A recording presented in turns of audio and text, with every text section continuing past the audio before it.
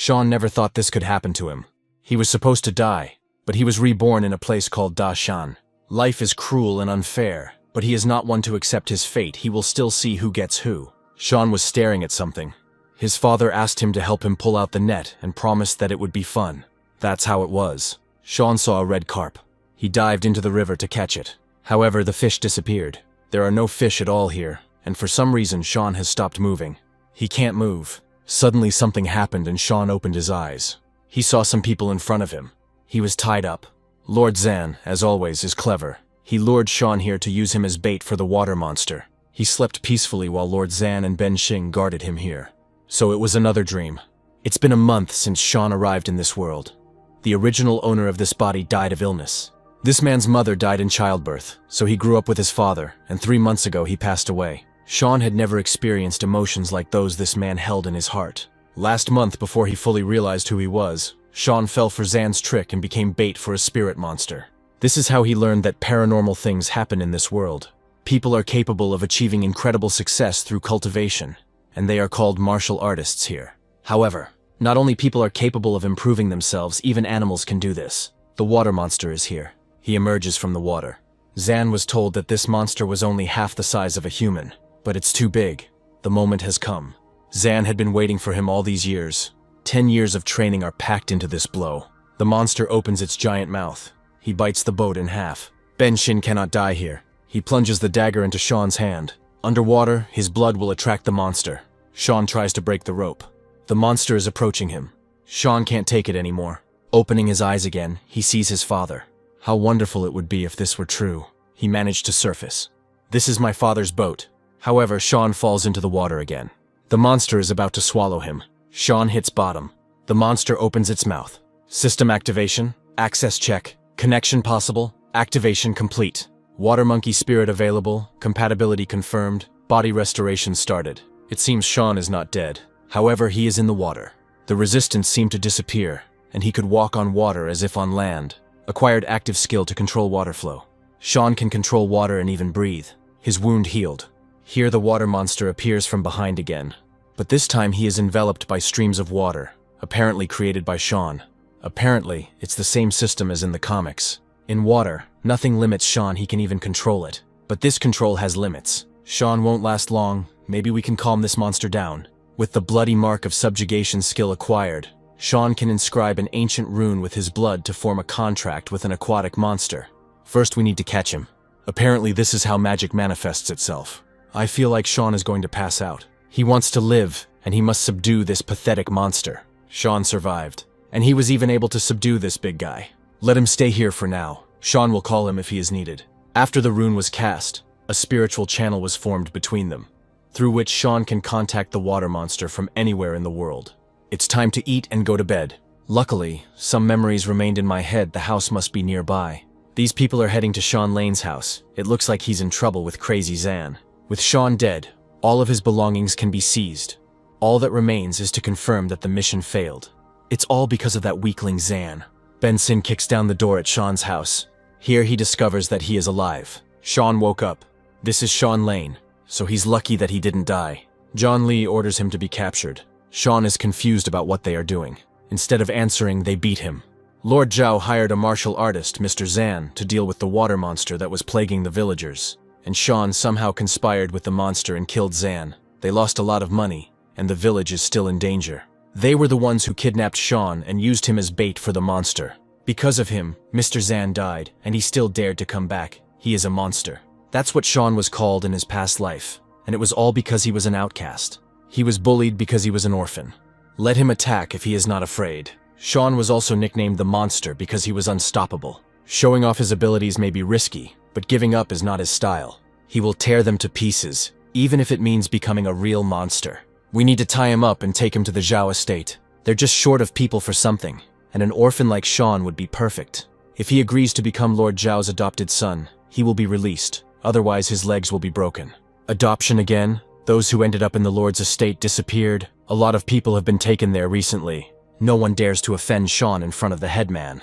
He is a legitimate servant of the Shang dynasty. They cannot attack a government official. Lord Zhao has to respect him. They'll give him a heart attack. For now, John won't argue, but the Lord won't let it go. Some conflicts are best avoided. This may happen in the future too. This time, Sean was saved by the headman, but he can't rely on him every time. He must become stronger. The system is his chance. Water essence obtained. After subduing the crocodile, Tahua Sean can contact him via telepathic channel at any time. He is waiting for the crocodile to appear. Splashes rise. But instead of a giant monster, a tiny crocodile jumps out of the water. Subservient aquatic creatures can change size to control the energy they consume. So this is the work of the system. It is incredible. Sean asks to show where the crocodile found the water essence. They dive into the river. It looks like the crocodile led Sean to the grotto. Unbelievable, these are legendary spiritual plants. A plant with water essence has been discovered. The system master can absorb it. In this world there are plants and treasures that are saturated with various energies. They are called spiritual plants. Rumor has it that there is a pond in the backyard of the Zhao estate where unusual water lilies grow. With their help, Lord Zhao subjugates cultivators. I wonder how much water essence can be extracted from these spiritual plants. By the way, the crocodile could help Sean, but he can handle it himself. Sean reaches the shore with a bundle of spirit plants. Water essence is obtained. It can be used to improve fusion with a water spirit or to improve a pet monster. This plant is very tasty. Sean ate too much. First, it's better to upgrade yourself. He feels himself getting stronger. With this power, he could definitely defeat those guys. Now he weighs about 45 kilograms. His body cannot yet accept more energy. We need to think about how to deal with financial problems. Winter is coming soon, and the crocodile will hibernate. So Sean won't be able to rely on him. The crocodile brought him fish. Here's the solution. Sean can make some money by selling fish. For that fish, he received 80 coins. Not much, but at least something. After all, local merchants are not the vending machines from his world. You can negotiate with them. The financial problem is temporarily solved. All that remains is to figure out something about this crazy Zan. Here, Ben Sin notices Sean. It seems like there was a misunderstanding between them a few days ago. Ben would like to apologize. He was lucky to run into Sean. His boat is nearby. They could have lunch together. It will be just the two of them. Ben will see if Sean can escape this time. Since there will be two of them, so be it. Recently, the tests at the estate have not been going very well, and several people have died. There aren't enough medicinal herbs for everyone, and Sean Lane is an orphan, making him the perfect candidate. Ben understood everything. This boy will not run away again. If he succeeds, Lord Zhao will put in a good word for him with the big shots. Ben will soon be able to become immortal. Finally, he will become one of them. The scenery here is magnificent, and it's deserted. They need to get some food and resolve their differences. Sean asks Ben if he's sure there's no one else here. Of course not, he checked. He doesn't need any extra ears to hear Sean screaming after he drinks that fish soup. Sean awakens his power. He splashes water on Ben. It's as if he falls underwater and drowns. After a while, he opens his eyes. Sean tied him up. Ben sleeps like a baby. It looks like he was paid a lot to drag Sean to the estate. Ben can explain everything. This is the place where the water monster attacked them. Here he appears. He used to be a monster. Now he's Sean's pet. And I think Ben called him a monster too. Sean is a real monster. Ben will tell him everything. Sean asks to explain why they wanted to lure him to the Zhao estate, and why people are disappearing there. They are needed for Mr. Zhao to become immortal. He extracted pearls of immortality from them. The same fate awaited everyone who entered the estate. It seems that Ben himself led innocent people to their deaths. He was forced. Now Lord Zhao's people will come here, and Sean will also become one of those pearls. He will beg for death. Ben didn't want this, but he had already seen Sean's monstrous nature. If he hadn't killed Ben, he would have been dragged into the estate and turned into the Pearl of Immortality. As Sean grows stronger, he will have to find something that can protect him. With this power, life becomes much easier. To avoid suspicion, Sean pretends to be a fisherman, wakes up early in the morning, returns late, sells fish, and doesn't even show up at the murder scene. As for the boat, Sean said that Ben gave it to him as an apology and then disappeared somewhere. But Lord Zhao's men won't believe this story so easily. Ben's disappearance will definitely lead them to Sean. He needs to become stronger, and the fastest way is to join a martial arts clan. There are 3 clans in Pingyang, and the strongest of them is the Yang clan. Rumor has it that their leader has achieved such incredible strength that he is able to crush gold and cut stones, which is why he always remains at the top. If Sean could join them, the Zhao family wouldn't dare touch him. After all, the disappearance of a follower would bring great trouble to the clan. But the entry fee is between 5 and 8 liang, and at the moment, Sean only has 2 liang and 8 fen, so it looks like he'll have to find another way to earn money. Sean is again worrying too much about the future. Since the last leveling up, he feels how his body is getting stronger. The power of his mind seems to be growing too. He may now be able to control up to 2 creatures at once. Moving in water is becoming more and more familiar. Recently, Sean has been training a lot by swimming races with Tahua. The current he twists under his foot pushes him forward, giving him momentum. However, this requires increased control, so Sean gets tired faster. But at the moment, no one can match his speed. A fish swims past here. She overtakes Sean. This is a mystical fish. In the world of Dashan, some creatures evolved by accidentally absorbing spiritual energy. Such monsters are called mystical fish. Usually it is difficult to see even one. Sean tells Tahua to catch the fish. The crocodile begins to transform. He became gigantic again. The fish hits the bottom. You should have taken a fishing net with you. Sean uses water flow control. He captures the fish. Sean caught her. A monster is approaching from behind. Today Sean was lucky with his catch. He can sell this fish for a tidy sum. Then the approaching monster grabs him. He then throws Sean to the bottom. He seemed to have heard something about a man-eating catfish that scurried along the bottom of the Yangshan River. It's unclear what he's doing. Perhaps he's planning to attack. Then Sean attacks him. The bubble released by the monster bursts. It was lucky that Sean's reflexes were faster. However, the monster dodged. It's like he's laughing at Sean. Tahua hits the monster with his tail with all his might. Then he attacks again. This is a chance. If Sean does not subdue this monster, he will definitely die. His mental powers should be just enough. His actions can cause mental overload. The system advises to immediately stop the process. The power of the mind is not enough. The attempt to subdue the water monster can cause a backlash. There was a mental overload. Sean makes it to the shore. Who would have thought that this catfish would resist so much? Sean almost lost control, but the result was worth it. The evolution of the 6-whiskered catfish is available. You can spend 80 points of water essence to turn it into a tiger catfish. Sean will call him Chonky. It seems to suit him. He checks his catch. Here Tahua brings the second mystical fish. Sean will try the smaller one to see if it increases his strength. He will keep this horn as a souvenir.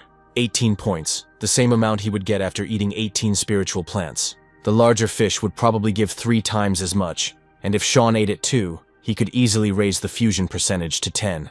But you'll have to hold back to save up for the entry fee. Sean comes to the market. The holiday had just ended, but for some reason there was a lot of noise again. In front of them is a legendary mystical fish weighing 1 kilogram and 200 grams. This guy from the Chen family also caught a mystical fish. Sean makes his way through the crowd. He approaches Jamie Chen. Their port of Sanro must be blessed by the river god. 2 mystical fish in one day. But the boy Chen caught only 1. Sean is not about him. He shows his catch. No one would mistake this freak for a mystical fish. Sean took the most ordinary one and decided to raise the price. It appears the fish Jamie caught was a redfish. This is one of the elders of the Yang martial clan, Liu Qi. He holds himself very nobly. Liu asks Jamie how much the fish costs. Jamie isn't sure what Liu thinks is a fair price. The fish weighs 1 kilogram and 200 grams. Liu asks to sell it to him for 150 fen. Sean wants him to take a look at his fish too.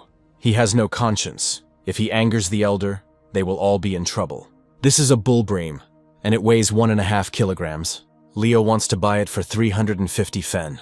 The family of one of those present will not be able to accumulate so much even in several generations. The main thing is to live long enough to have time to spend this money. Sean asks to explain why his fish costs twice as much as a redfish. The horns of the bull bream are used in medicine, and are used to make pills that increase stamina and help with blood stasis. In Liu's case, they were very useful. It's lucky that Sean kept the horn as a souvenir. He is counting money. Someone approaches him. He is a smart guy. Their village is proud of him. This is Andy Fo. Sean didn't thank him properly when he and the chief protected him from Lord Zhao's men. As an apology, Sean could give him those 350 fen. Sean asks if Andy knows how much money it takes to join the Yang clan.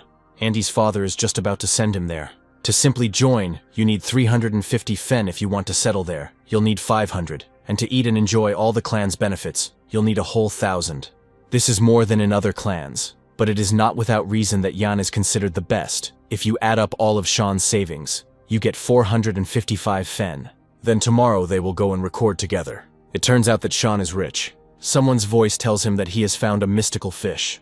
That idiot Ben Sin disappeared into thin air, but they tracked down the last person to see him, a kid named Sean Lane. There's no need to bother Lord Zhao with such trivial matters. John can handle it himself. Sean made fish soup. The aroma is wonderful. Tahua and Chonky are also worth trying. The influx of water essence is incredible, as expected from a mystical fish, and Sean has also become noticeably stronger. I'll have to look for another fish like this. It's time to pump up. 18 points from the bull bream plus another 24. Sean's strength is growing. I'd love to fight someone right now. Flow control skill has improved significantly. Because Sean fed Tahua and Chonky some soup, the points needed to evolve them decreased. Tahua requires 799 points of water essence to evolve into a horned crocodile, while Chonky requires the same amount to evolve into a tiger catfish. I wonder where this thing came from, whether it was created by man or developed on its own. On one panel there is a yin dragon depicted. On the second there is some kind of huge monkey. On the third, there are deities with human heads and snake bodies. And on the last, there is a mysterious emperor in black robes. It doesn't matter. These thoughts won't lead to anything anyway. Sean will go to the Yang clan tomorrow. He needs to become even stronger to deal with this Zhao. The next day, he and Andy set out on their journey. Soon they arrive in Pinyin. There they eat their fill and observe things they have never seen before. This guy will really get through here. He told the boy John that he was going to enlist in the Yang clan. Yesterday he sold some fish for 350 fen. They wouldn't earn that much even if they sold their wife.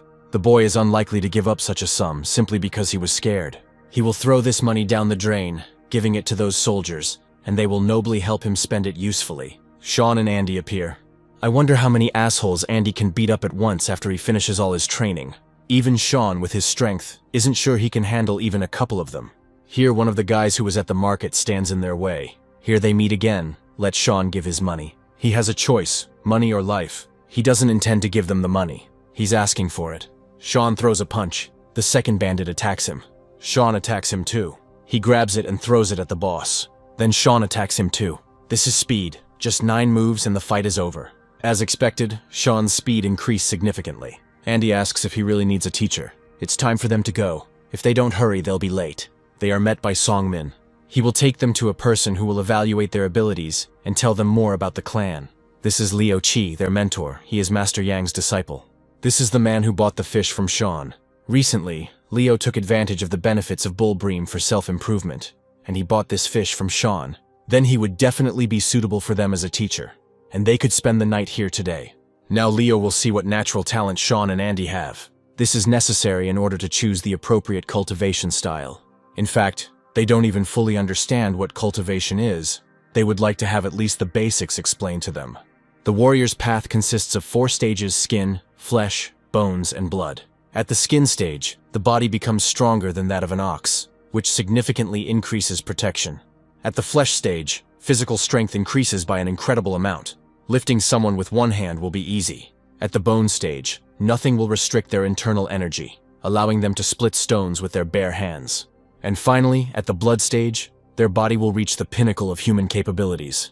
All of this can be summed up in one word: cultivation. No matter how much an ordinary person cultivates, the body will always have limits. To overcome them, 2 essential things are needed: techniques and special potions. Techniques refer to cultivation methods. For example, in the Yang clan there are 3 styles. If done correctly, anyone can understand them. Let's imagine that the techniques are a ladder, slippery and dangerous, and to climb it quickly and safely, you will need railings, and these are the potions. For example, that bull bream that Sean sold to Leo, with his abilities, it will not be difficult to get more. There is no need to rush. They are just at the beginning of the journey, so it is important to concentrate on each step. Sean asks them to identify their natural talents. There are 4 guys nearby. Apparently Zhao-san was talking about that guy. That's right, it's him. We need to get them out of the clan's territory, and Zhao will deal with the rest. This Sean Lane is 15 years old. He is the ideal material for extracting the potion. He is the same age as the young master, and at the same time he is an orphan. Yuan was weak from birth, and finding the right age for immortal pearls isn't easy, so Sean Lane is perfect. But it seems he is going to join the Yang clan. It will be difficult for them to make their move. The servant drops a sheet of paper. This is a portrait of Sean. Yuan needs these pearls of immortality. Anyone who stands in his way will die. For some reason, Sean's bone structure is top-notch. Andy's is average. Sean must have paid a bribe. Or maybe he's just talented. It's time for them to go to the parade ground. There they meet Jamie Chen. Andy asks what he is doing here. So he can be here, but Jamie can't. It seems Andy wants to fight. Jamie is 2 years older than Sean, a capable fisherman and a good friend of the previous owner of this body. So he decided to train too. Everyone wants to be strong. Jamie sold fish to save up for the entry fee, and he finally succeeded.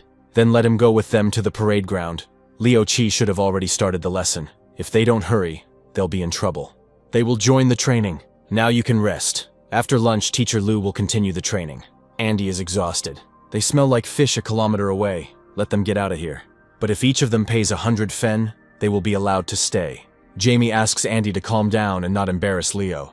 Sean doesn't know if he has the strength to deal with these three. If they were going to fight, Barry was just about to reach the peak of the skin stage. It would be a good idea to try it out. Then Leo calls out to him. If they have nothing to do, let them go and do a plank for half an hour. Fishermen may consider themselves lucky, but this is no place for cowards. Leo calls Barry and his friends again. Curses in the back will not change the situation. This is further proof that you need to get stronger quickly. Sean needs to run home for a while. He asks Andy and Jamie to put in a good word for him with the teacher. It's a strange day today. It was already dark, and Sean still hadn't returned. He must have had his reasons. Andy's a moron. He can't know about it. Still, we need to give him a good beating. Luck smiles on Barry. He stumbled upon two cowards again. This time Leo won't help them. Barry will crush them both. Chonky and Tahua had almost reached the peak of the skin stage. But nevertheless, something frightened them so much that they called Sean. I wonder what kind of creature is there. Judging by these tracks, it's some kind of giant. Since the last upgrade, the fusion percentage has increased to 11.5, and now Sean can control up to 35 liters of water. In addition, the sensitivity radius has increased to 6 meters, so it has a better sense of the water space. This is a giant crab. It is too huge. Perhaps he also has intelligence. Leo said that any animal that has passed the skin stage becomes mystical, and judging by his size, this is true. Although it is unlikely that he is too strong, otherwise Tahua and Chunky would not have been able to escape. Sean isn't sure he can handle it. He doesn't even have a plan. Of course, he wanted to become stronger step by step, but dangers were always part of his path. Change requires risk. Truly significant things happen by chance, and things that usually don't matter are planned. Sean is not ready to accept his fate. If life gives him a chance, he will grab it. Ben Shin tried to take away his chance, and now he's dead. The crab wants to take his lotus pond. They will see who is stronger. Let him attack. Andy and Jamie have a lot of guts, but their friend has disappeared somewhere. Jamie grabs a rock and hits Barry with it. He hits him back. They are digging their own grave. Barry tells his friends to watch the gate while he has some fun with the boys. Andy wants to pounce on him. Barry grabs his arm and twists it, and Andy loves to wag his tongue. And Jamie's cheeky eyes are really annoying. Barry will poke them out and see how he trains after that. He sticks his finger into Jamie's eye. Meanwhile, Sean is fighting with the crab. His shell seems to be completely impenetrable. Sean tells Tahua to bite the crab. The crocodile bites him. Sean uses water flow control. His psyche becomes overloaded and he begins to lose control. Chonky attacks the crab. He's attacking Sean's spiritual plants. He doesn't dare touch them. Now it's definitely the end for him. He must have a weak spot. Tahua and Chonky attack the crab together. No matter what damage he is threatened with, he always protects his lower part, which means his belly is his weak spot. Sean had been calculating this move for a long time. He needed to squeeze the maximum amount of water pressure on the spear handle. With his current amount of psychic energy, he would only be able to impart 2 twisting turns, but this would be enough to accelerate the spear 3 times. Psychic energy is at a critically low level. Sean is at risk of losing control over the pets. He must immediately stop the action he has started. He will not give up. The lotus pond belongs to him. Sean lost consciousness. He woke up on the shore. Tahua and Chonky pulled him out. My head is splitting, so I should try not to resort to this technique. Here Sean discovers a giant crab. Probably Tahua and Chonky pulled him out too. It has a lot of water essence in it. Tahua points to the belly of the crab. This is a female, and she has caviar. Sean could try to tame her. Even if it didn't work out with her, her babies are inside those eggs. It is unknown whether Sean will be able to subdue them with the blood sign. He tries. The egg hatches into a baby crab. Sean got a stone crab. It takes 8,000 points of water essence to evolve into a stone crab king. Sean eats giant crab meat. His wounds have completely healed. The fusion percentage increased to 36, and from this process, Sean received even more water essence. He can also now feel the energy of his blood. According to Leo Chi, at this rate he will be able to surpass the skin stage, and maybe even more. Sean gives Tahua and Chonky some leftover meat and caviar. They only give 6 points each, so they're of little use. And he won't make a cannibal out of Clash, that's too cruel. And he has such cute claws. Once Sean reaches the peak of the skin stage, he will become a full member of the Yang clan. And then the Zhao family will not be able to do anything to him. And now it's time to get back to morning training. Someone tells Barry to stop. He is obliged to follow the rules of the clan. There's no need to blame him. He's just following young Master Zhao's orders. Barry asks which rules Stanley Lu will follow. the clans or the Zhao families. He left his family just a couple of days ago and has already forgotten who his master is. It is unknown where he would have been if their master had not taken him in along with his father. It is better for him to be a quiet and submissive mongrel. He cannot even stand up for himself. He might have forgotten that his father was still at the Zhao estate. Let Stanley say something nice to Barry, and maybe he would put in a good word for him. No matter what happens to Stanley, he must protect his family. Keep up the good work, Lou the Mutt. Then Barry gets spit in the face. Jamie spat at him. He just hates looking at Barry. He's so pathetic. Jamie's playing the hero, so let him continue. Barry won't lay a finger on him, but his friend will suffer a lot. Jamie asks not to touch Andy. No one will come to their aid. Leo is not here, so there is no one to stand up for them. Behind Leo's back, someone attacks one of his friends. This is Sean. He sees what was done to his friends. Sean swears he's going to knock every single one of Barry's teeth out. Leo and Dan Yang are watching what is happening. It's all Leo's fault. He drank too much while celebrating reaching the peak of the blood stage, and that's why he was late. But he never imagined that Stanley Liu was such a cold-blooded person. He may seem like that, but in reality he is very kind. There is a lot that holds him back. That is why he can never reach the peak of the blood stage. A warrior without courage is like a lifeless body. We need to help Sean. He just joined their clan, and Barry has almost reached the peak of the skin stage. The boy can't handle him. He has interesting blood energy. Barry asks if Sean is sure he's going to knock all his teeth out. He said he would knock it out. A cheeky little fisherman, we must catch him. Sean attacks the first of the attackers, then the second. Sean thinks he can handle Barry too, but now he's going to see what a person who has reached the peak of the skin stage is capable of. They start fighting. Sean defeats Barry. He takes out a knife. He thrusts it into Sean. Now no one will stand up for the orphan. It's unclear what he was even counting on. Barry is a dishonest, worthless, disgusting coward. Sean pounces on him again. Barry calls Stanley. He's a mentor, and Sean is attacking his student. Enough. Barry Kai, Tim He, Wong Long, and Ray Chi are now expelled from the Yang clan. Stanley Dan is waiting in the seclusion room. They will have a serious conversation. This is the legendary Master Deng Yang himself. Sean broke the rules right in front of him. Now he will definitely be kicked out of the clan. Dan asks if he would like to become his apprentice. He offers Sean his hand. Master Yang took in his 9th disciple, who is said to be a very handsome young man. These ceremonial clothes were given to him by the elder members of the clan. They will help him get dressed. No need. Sean will change himself. He asks the girls to go out. 2 weeks had passed since his fight with Barry. Sean and his friend's wounds healed quickly thanks to Master Ian's treatment. And now Sean is no longer alone. He has a master, as well as many brothers and sisters, comrades in the clan. It's time to take revenge on Zhao. That day, Sean's life truly hung in the balance. No one could have imagined that a guy who had just joined the clan would be able to defeat a person who had almost reached the peak of the skin stage. Leo has been saying this for 2 weeks now. The master liked this guy at first sight. He must be a dragon among people. Sam seems jealous. Sharon asks if he gave Sean anything. He handed him his tungsten armor. There's no need to tease Sam. Sharon knows he had to save up for her for a long time. Here comes Sean. He thanks them for their gifts. Benji prepared something special for him. This is a tungsten steel ingot. Sean can come to Benji's forge and tell him what weapon he wants to forge. It seems like he's been given everything. It's time to move on. There's no point in keeping the master waiting. Benson's body has been found. However, the contents of his stomach were gone. He understands what troubles await them if everything is revealed. If the government comes knocking on their door, John should be prepared to put his head on the line.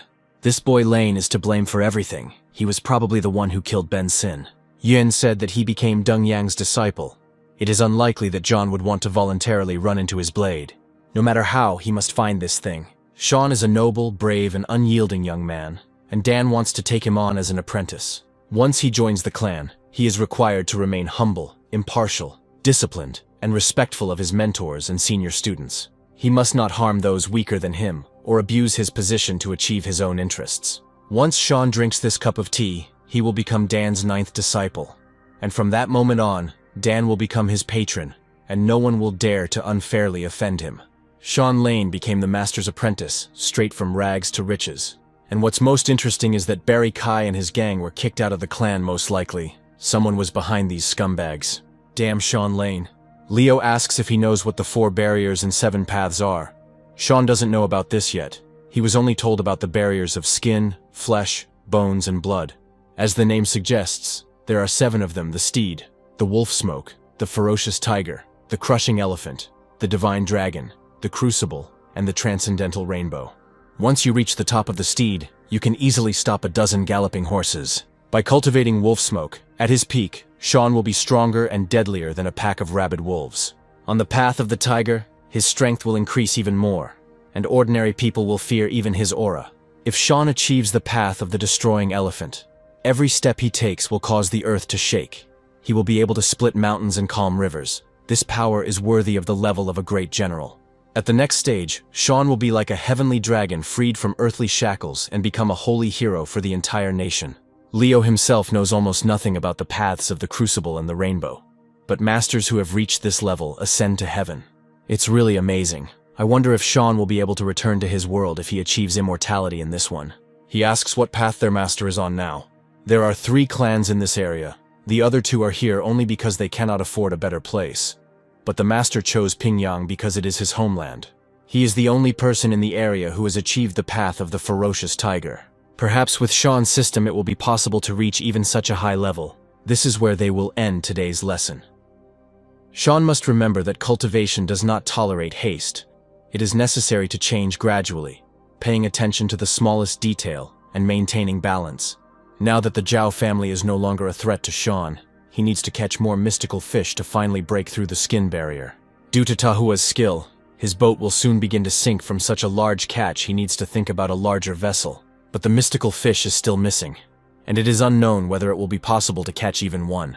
The synchronization percentage has increased to almost 37. At this rate, Sean will soon reach the skin stage. A feather suddenly appears in front of him, having fallen from above. A strange sound is heard. It sounds like a chirp. The toad grabbed the giant bird. A wave is approaching Sean's boat. He's losing his fish. The wave carries the boat away. The cry of a giant bird has a special power. This is a psychic attack. Sean dives into the water. After some time, he opens his eyes. There is a stone crab in front of him. Sean passed out and his pets saved him again. Apparently, he was knocked out by the cry of that bird. It is indeed a monstrous creature, but the creature that was able to capture it must be even more terrifying. Sean just wasted his time, and now he has no fish or boat, so breaking through the skin barrier will have to be postponed. Tahua approaches Sean.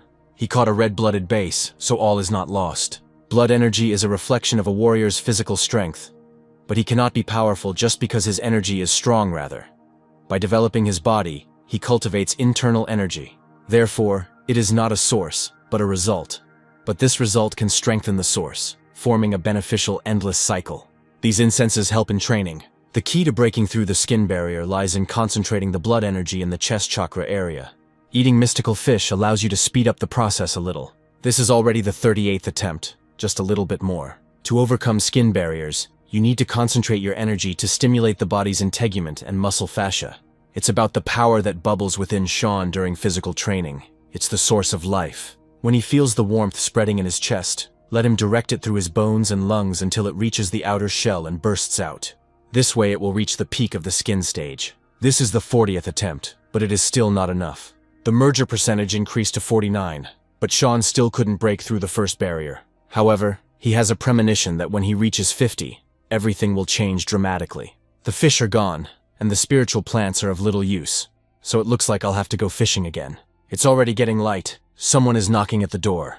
These are Jamie and Andy's fathers, Han Chen and Greg Fo. Greg hadn't seen his son for 2 days, so he came to ask if he was with the clan or hanging out somewhere. The same with Khan's son.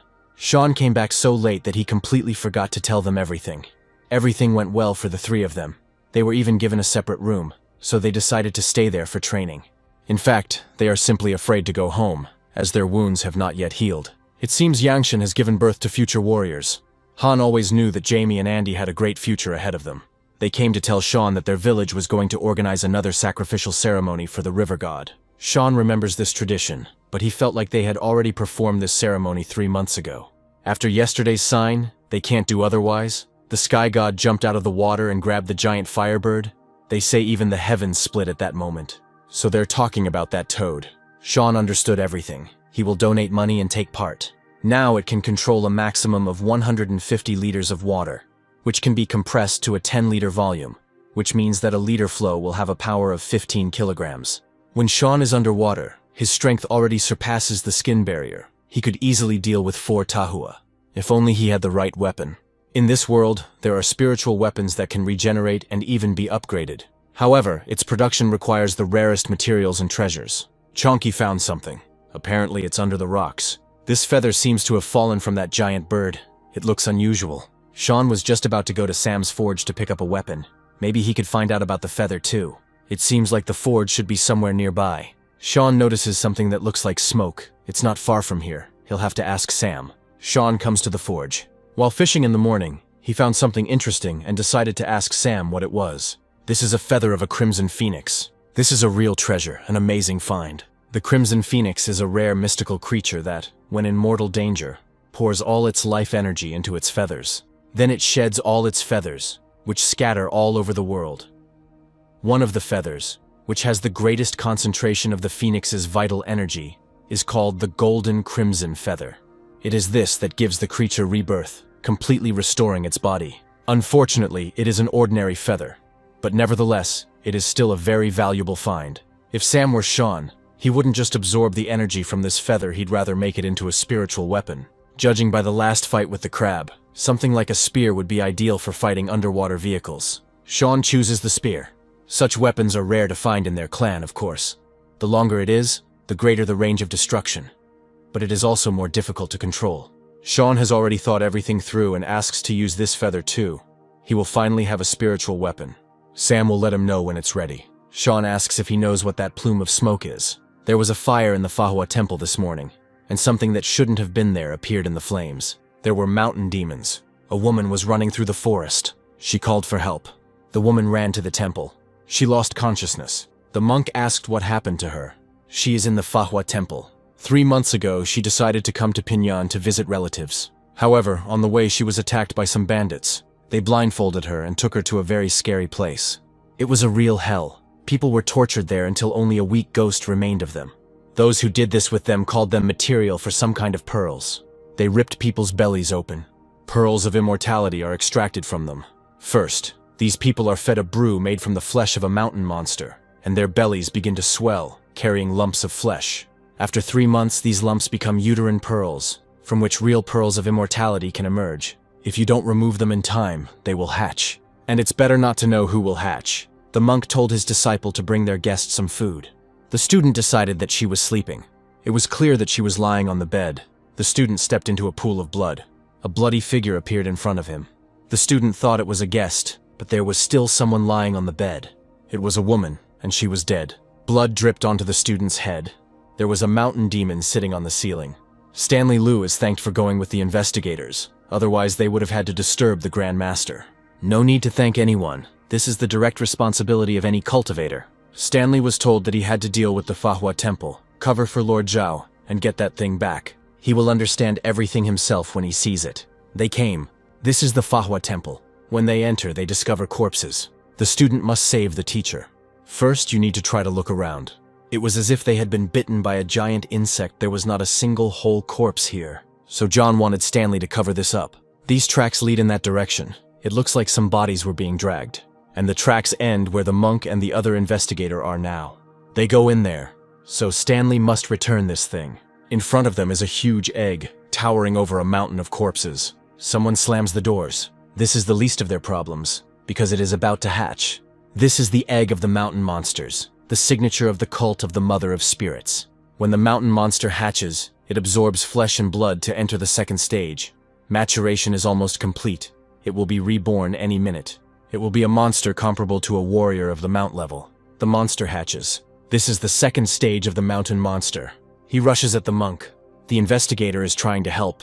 The monster rushes at him. He is as strong as a horse, and Stanley hasn't even overcome the 4th barrier yet. He needs to run. His strength should be enough to knock down the door. But this crap can get out. Survival is much more important. Stanley has always lived like this. His life comes first. What a disgusting person he is. The investigator calls for help.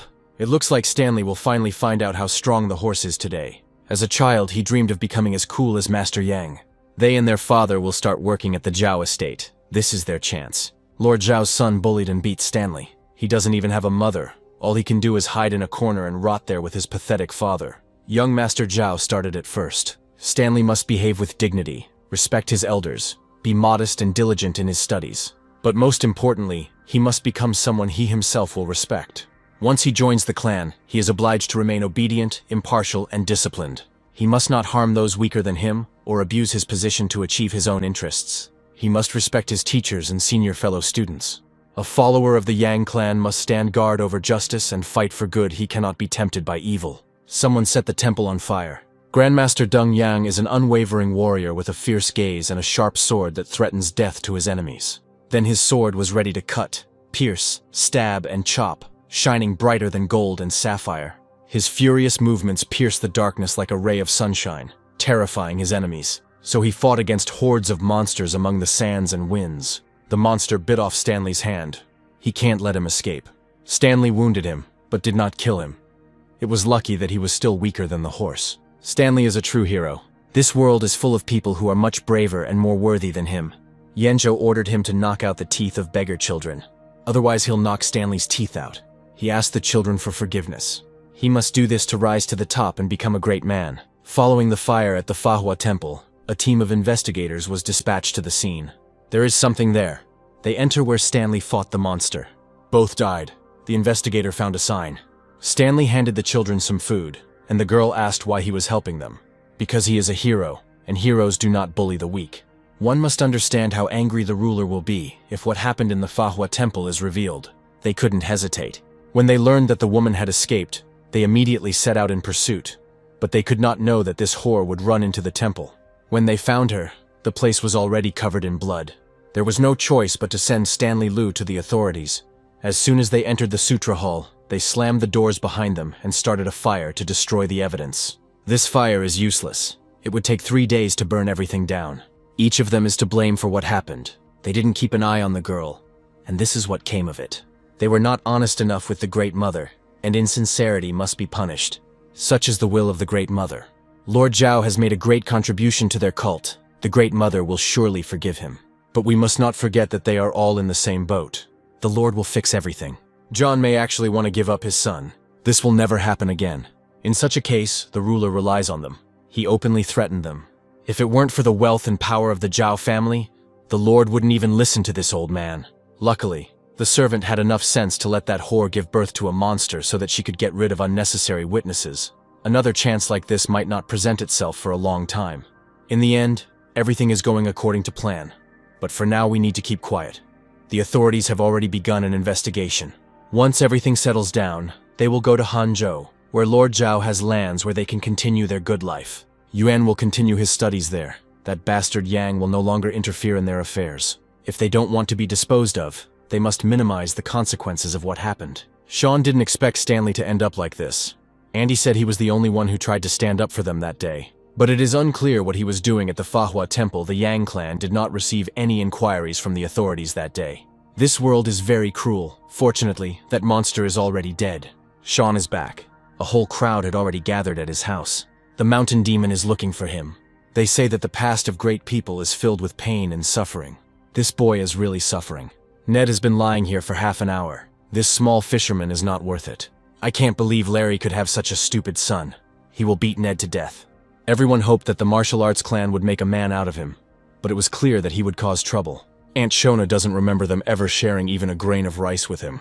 He would never repay them for their kindness, just like his idiot father. Here he is. Sean came to his house. He resembles a young pine tree standing unbending under the fierce gusts of wind. No wonder Master Yang made him his disciple. It's like becoming his adopted son. Now even the prefectural authorities will have to take him into account. Larry always knew this boy had a great future ahead of him. He couldn't even imagine that his son would stoop to such base acts if Sean wanted to beat him to death. He wouldn't stop him. Sean isn't one to hold grudges for long, but you can't keep everything to yourself. Ned admits that he was wrong. He will become his servant, if only he spares him. Let's move on. He's already paid enough. After all, he wasn't the main instigator back then. Sean is so generous, but Larry can't remain ungrateful. There are 200 silver liangs here. Sean's real uncle is him, Tim Su. You can discuss compensation with him. Sean is his blood. When he was starving, Tim didn't open the door for him. And when it came to silver, Sean suddenly became his blood relative. It's none of their business. No one knows where he would be if it weren't for Tim. Sean doesn't know him.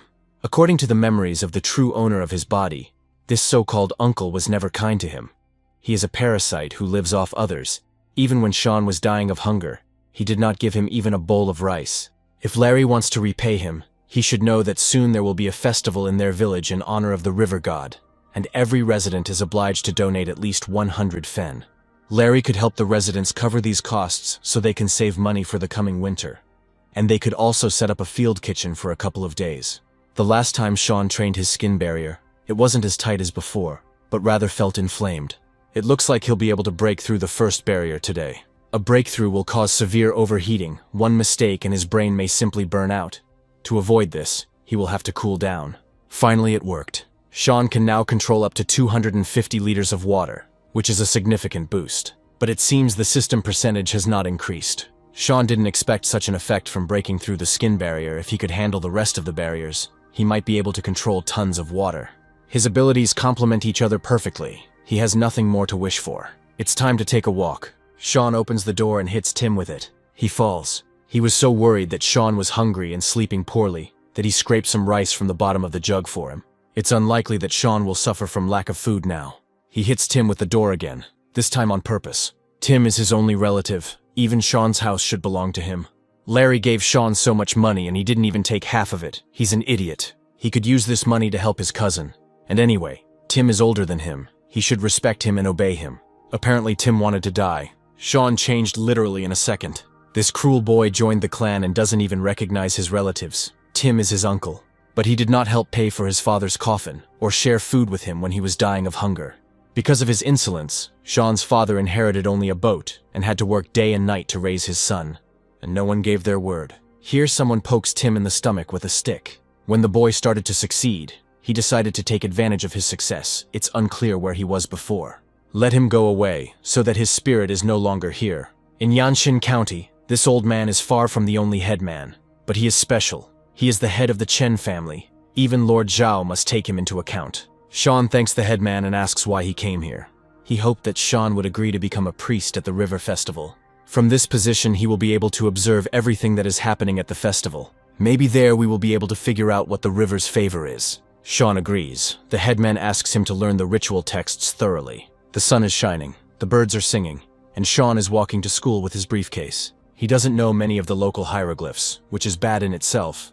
And besides, he needs to learn the ritual text.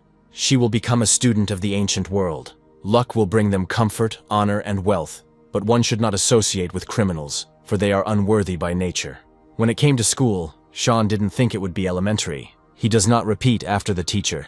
There is no need to be arrogant. He should be grateful to his master for letting him in here at all.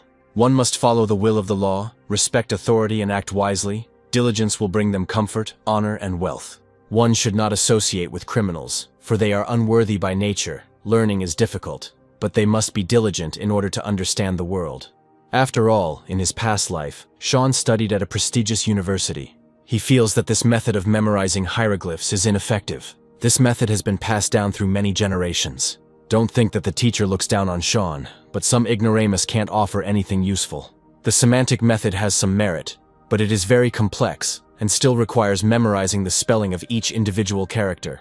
But Sean suggests a way where the hieroglyph is divided into symbols that represent specific sounds. He calls it the pinyin system.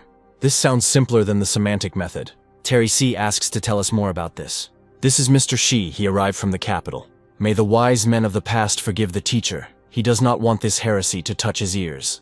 In Dashan, it is customary to reward scientists if a person invents something useful. He can receive money, tax exemption, or even a noble title. People will soon begin to notice Sean's uniqueness, and he needs to take control of his reputation to avoid suspicion. He's definitely talented. Maybe he wants to study under Terry. Education should not know status. He learned this from his teacher. But this is outrageous. The teacher has nothing to worry about what Sean can't ask. He will ask himself. What he can't resist, Terry will take on. Sean knows it's Tahua's fault. This place is much bigger than it seemed. Looks like there's even more space at the top. This vine has a soft texture. Sean tries to eat it, but he can't even bite through it. There is air here. It looks like the vine is coming from here. Sean dodges some kind of creature. Too slow, he had already noticed it a long time ago. It looks like a centipede. She wants to jump on Sean again, but Clash stops her. Sean didn't even notice how much he grew up. Clash grabbed the centipede. Sean heard that these centipedes have very powerful mandibles. But there is a weapon even more terrible: poison. If Sean can subdue this centipede, he'll have a great hidden weapon, and it should have just the right amount of psychic energy. His body became stronger after breaking through the skin barrier. I'll have to order a dagger from Benji. There is barely enough blood. Sean moves his finger towards the centipede. The recoil is unexpectedly strong. He subdued the celestial centipede. She mutated by absorbing spiritual mushrooms and the blood of a warrior. Sean will name her Afe. It takes 10,000 points of water essence to evolve into a winged celestial centipede. I wonder where she got all those mushrooms. Afe leads Sean into the grotto. There he discovers a skeleton. He is a former general of the navy of the Great Qing dynasty. After the defeat, being mortally wounded, he sank and decided to meet his death here, not daring to appear before his majesty. Great sun, water, defeat, death. Sean doesn't understand the rest. Perhaps there is an ancient battlefield buried somewhere nearby, and there might still be something valuable there. Apparently there are spiritual mushrooms in this chest. Most likely the other one was eaten by Afe. Sean will bury the master under the lotus field. Now it's time to pump up. This should be enough to get past 50% of the merger. Tahua Sean will give 1/6. Chonky and Clash will get 1/12 each, and Afe has already eaten 1 mushroom. That's enough for her. Sean ate the rest. So soft and tender, like tofu. Sean received 216 points of water essence. New skill unlocked, Aqua Dash. Sean will see what he can do. He crashes into a rock. It's a movement skill, but it burns too much energy and is difficult to control direction. Sean can now control up to 400 liters of water. Pets have also been leveled up. It's strange when Chunky managed to overtake the others. Something doesn't add up here. But perhaps these are the peculiarities of his digestion. Aqua Dash can be upgraded to Aqua Leap with the river's favor. Sean feels it has something to do with the holiday. A week later, Andy comes to him to invite him to a party. Sean tells Afe to jump on his hand. The centipede wraps itself around his wrist. Sean is ready to go. The River Gods Festival is about to begin. A woman asks her daughter why she is crying. The girl sees a monster. Don't joke like that. There's no way a monster could have come from their village. The mother will buy the girl some sweets. The monster lurked behind the wall. The holiday begins. They bring in sacrificial animals. The shaman is on site. It's time for the high priest to begin. Sean approaches the offering table. Let the ritual begin. O river god, by his grace, Sean takes the lands of Yanshin, which lies near the Huaihe River, and in return offers these gifts. Sean is amazing. Andy doesn't know what happened to him, but they grew up together, and he doesn't look like the old Sean. The monster jumps onto the roof. Now he is very close. Sean notices him. It's a mountain monster, with cracked skin like dry bark, just like the one in the picture from the Monster Almanac. The girl sees him again. This time others notice the monster too. He jumps to the ground. The girl and her mother lose sight of each other. The monster rushes towards the girl. Sean won't be able to save her in time. Jamie comes to the rescue. Andy only recently learned this technique, but there is no other way. The monster dodges. Andy won't have time to throw another blade. The monster is about to pounce on Jamie. If Sean has any tricks up his sleeve, now's the time to show them off.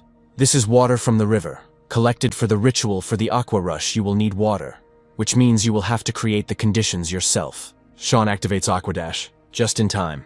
Sean tells Andy to take the girl and run. He can leave the rest to him. But Andy will come back to help him. It's unclear where this creature even came from here. She disappeared. The monster is approaching from behind. He is very strong. Sean delivers the finishing blow. Andy and Jamie are back. First you need to immobilize the monster. You need to aim for the joints. Andy and Jamie stab the monster with knives. Then Sean strikes again. Now it's Afe's turn. This creature will definitely get hurt by her poison. The monster wants to pounce on the residents. Sean throws a stake at him. The monster starts saying something about immortality and calls out Sean's name. He can talk. Perhaps this is how the river god punishes them. The villagers are in a panic if things continue like this. They can forget about a peaceful life. This is a gift of blessing for all of Yanshin. A perfect offering for the river god. The monster's head now lies on the offering table. If Sean hadn't broken through the skin barrier, eaten that mushroom to increase his fusion percentage, and used Afe's poison, he wouldn't have been able to defeat that creature. It seems that he really has become much stronger. In addition, he finally received the river's favor, with which he can level up a new ability, but for some reason he earned very few points. The doctor is here. Sean has an amazing figure. His arms are long like a monkey's and his waist is thin like a wasp's. The doctor is interested in what material Sean's clothes are made of. The cloak was a gift from his second eldest brother. It is made of bear skin, strong as steel. The dress was given to him by his 8th eldest brother. It is made of heavenly silk.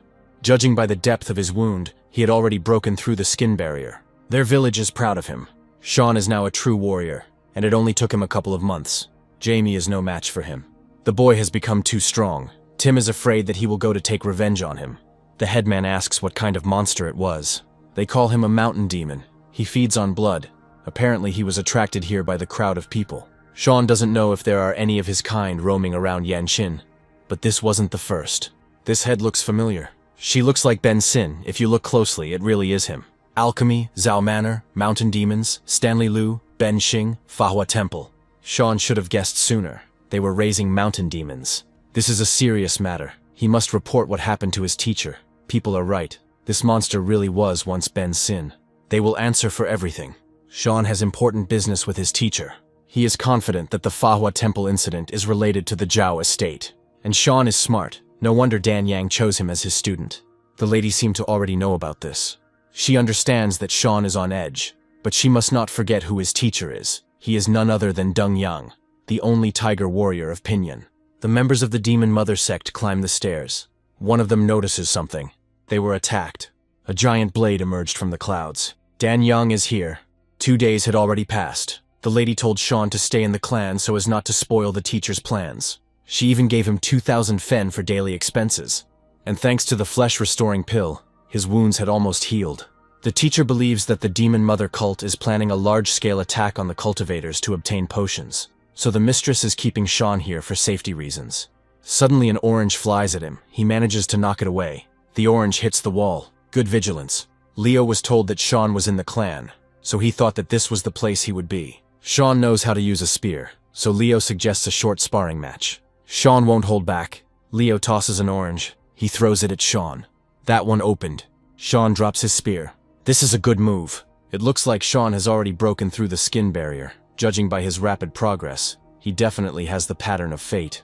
That day is just around the corner. The teacher will explain everything to him when the time comes. They train again and again. What Sean says about the Zhao estate matches up with what Leo has been investigating lately. But it's all a bit too simple. It's as if someone had left a mark on purpose. Maybe Leo is making it up. If Sean has broken through the skin barrier, this book is for him. It's called The Power of Bowing Technique. Perfect for a warrior who has just broken through the skin barrier. Martial techniques are divided into 2 classes, the movement class and the strength class. Strength techniques are needed to deepen control over QI energy and blood. Let Sean read this and use it in his next sparring session. Leo never said why he was looking for him. Benji sent him, the weapons are ready.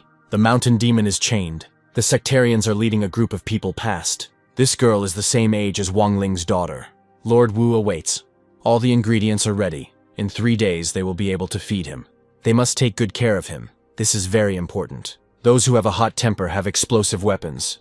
Those who are more docile have soft ones. The first stage is softening the tungsten steel, purifying the essence, and strengthening its durability. The second stage is to reveal the energy of the crimson feather and allow the steel to absorb it. It is a volatile darkness, balancing between illusion and reality. It feeds on blood. And it is from this that Benji will mold the shape of Sean's spear. Spiritual weapons must be saturated with the blood of the future owner. The spirit of the phoenix rises from the furnace. The weapon rejects blood, just not on Benji's shift. So here it is, Sean's spiritual weapon. It's heavy, about 45 kilograms. Sean is connected to him as if they share the same breath. There are stuffed animals in the yard. He can try out the spear. Sean is quick to take advantage of the offer. Great, but he still hasn't given it a name. He will call it Wave Conqueror. Looks like Sean's weapon is ready. Let Sam tell you himself what brought them here. The teacher sent him on reconnaissance, but he was doing something completely different. But in taverns, you can really gather a lot of information. In fact, Sam knows where one of the strongholds of the Mother of Demons might be. At that moment, Sam was enjoying the flowers. The sectarians passed by. I wonder what they're thinking about as they walk around in black robes in broad daylight. Sam simply followed them and found their shelter near the Fahua Temple. So, we can follow the teacher's plan. Given the situation, a direct attack seems appropriate. They will take care of it tomorrow, and this time Sean will go with them. His hands were already stained with blood. He couldn't avoid it forever, especially with so many enemies around.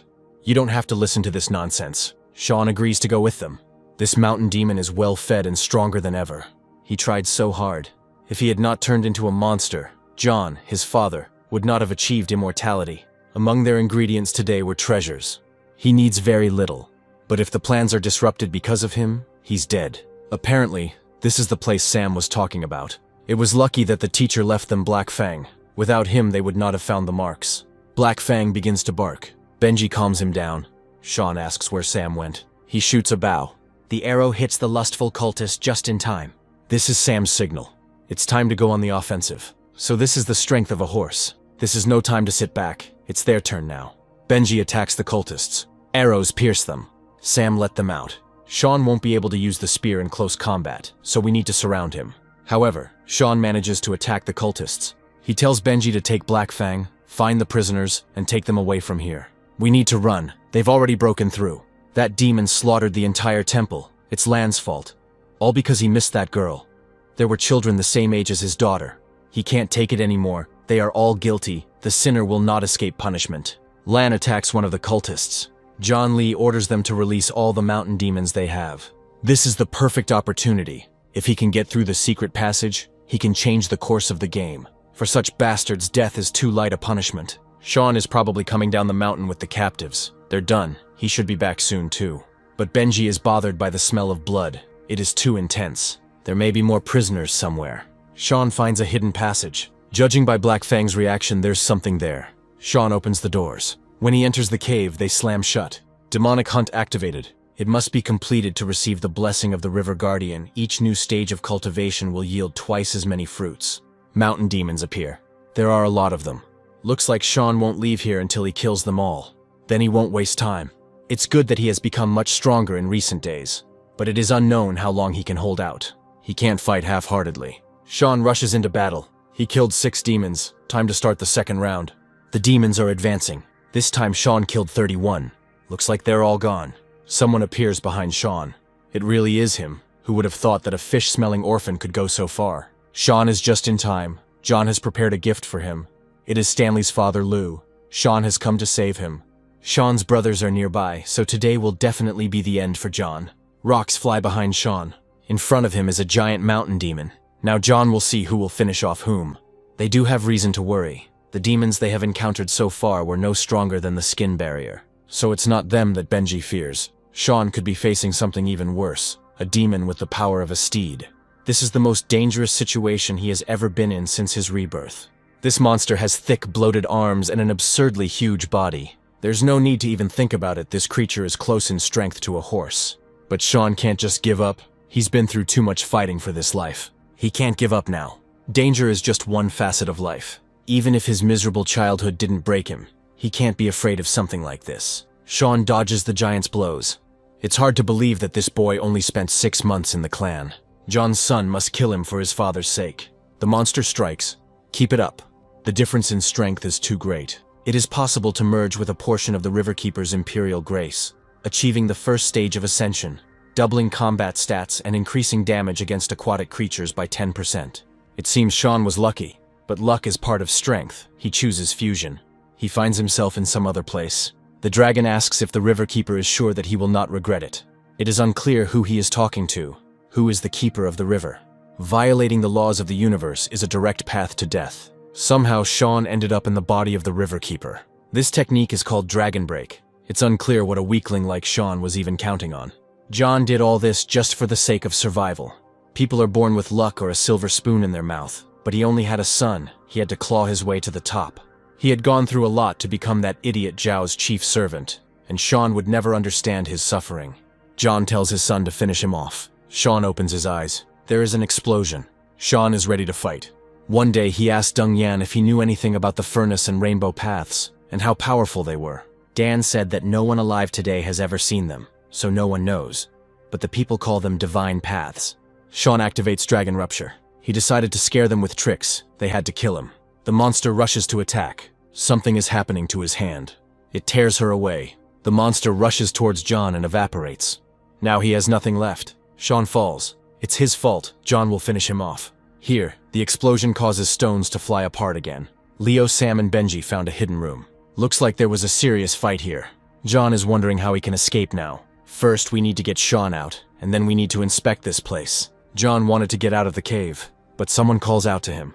This is Lan. He asks where his daughter and wife are. Actually, John is the main servant, and Lan yells at him.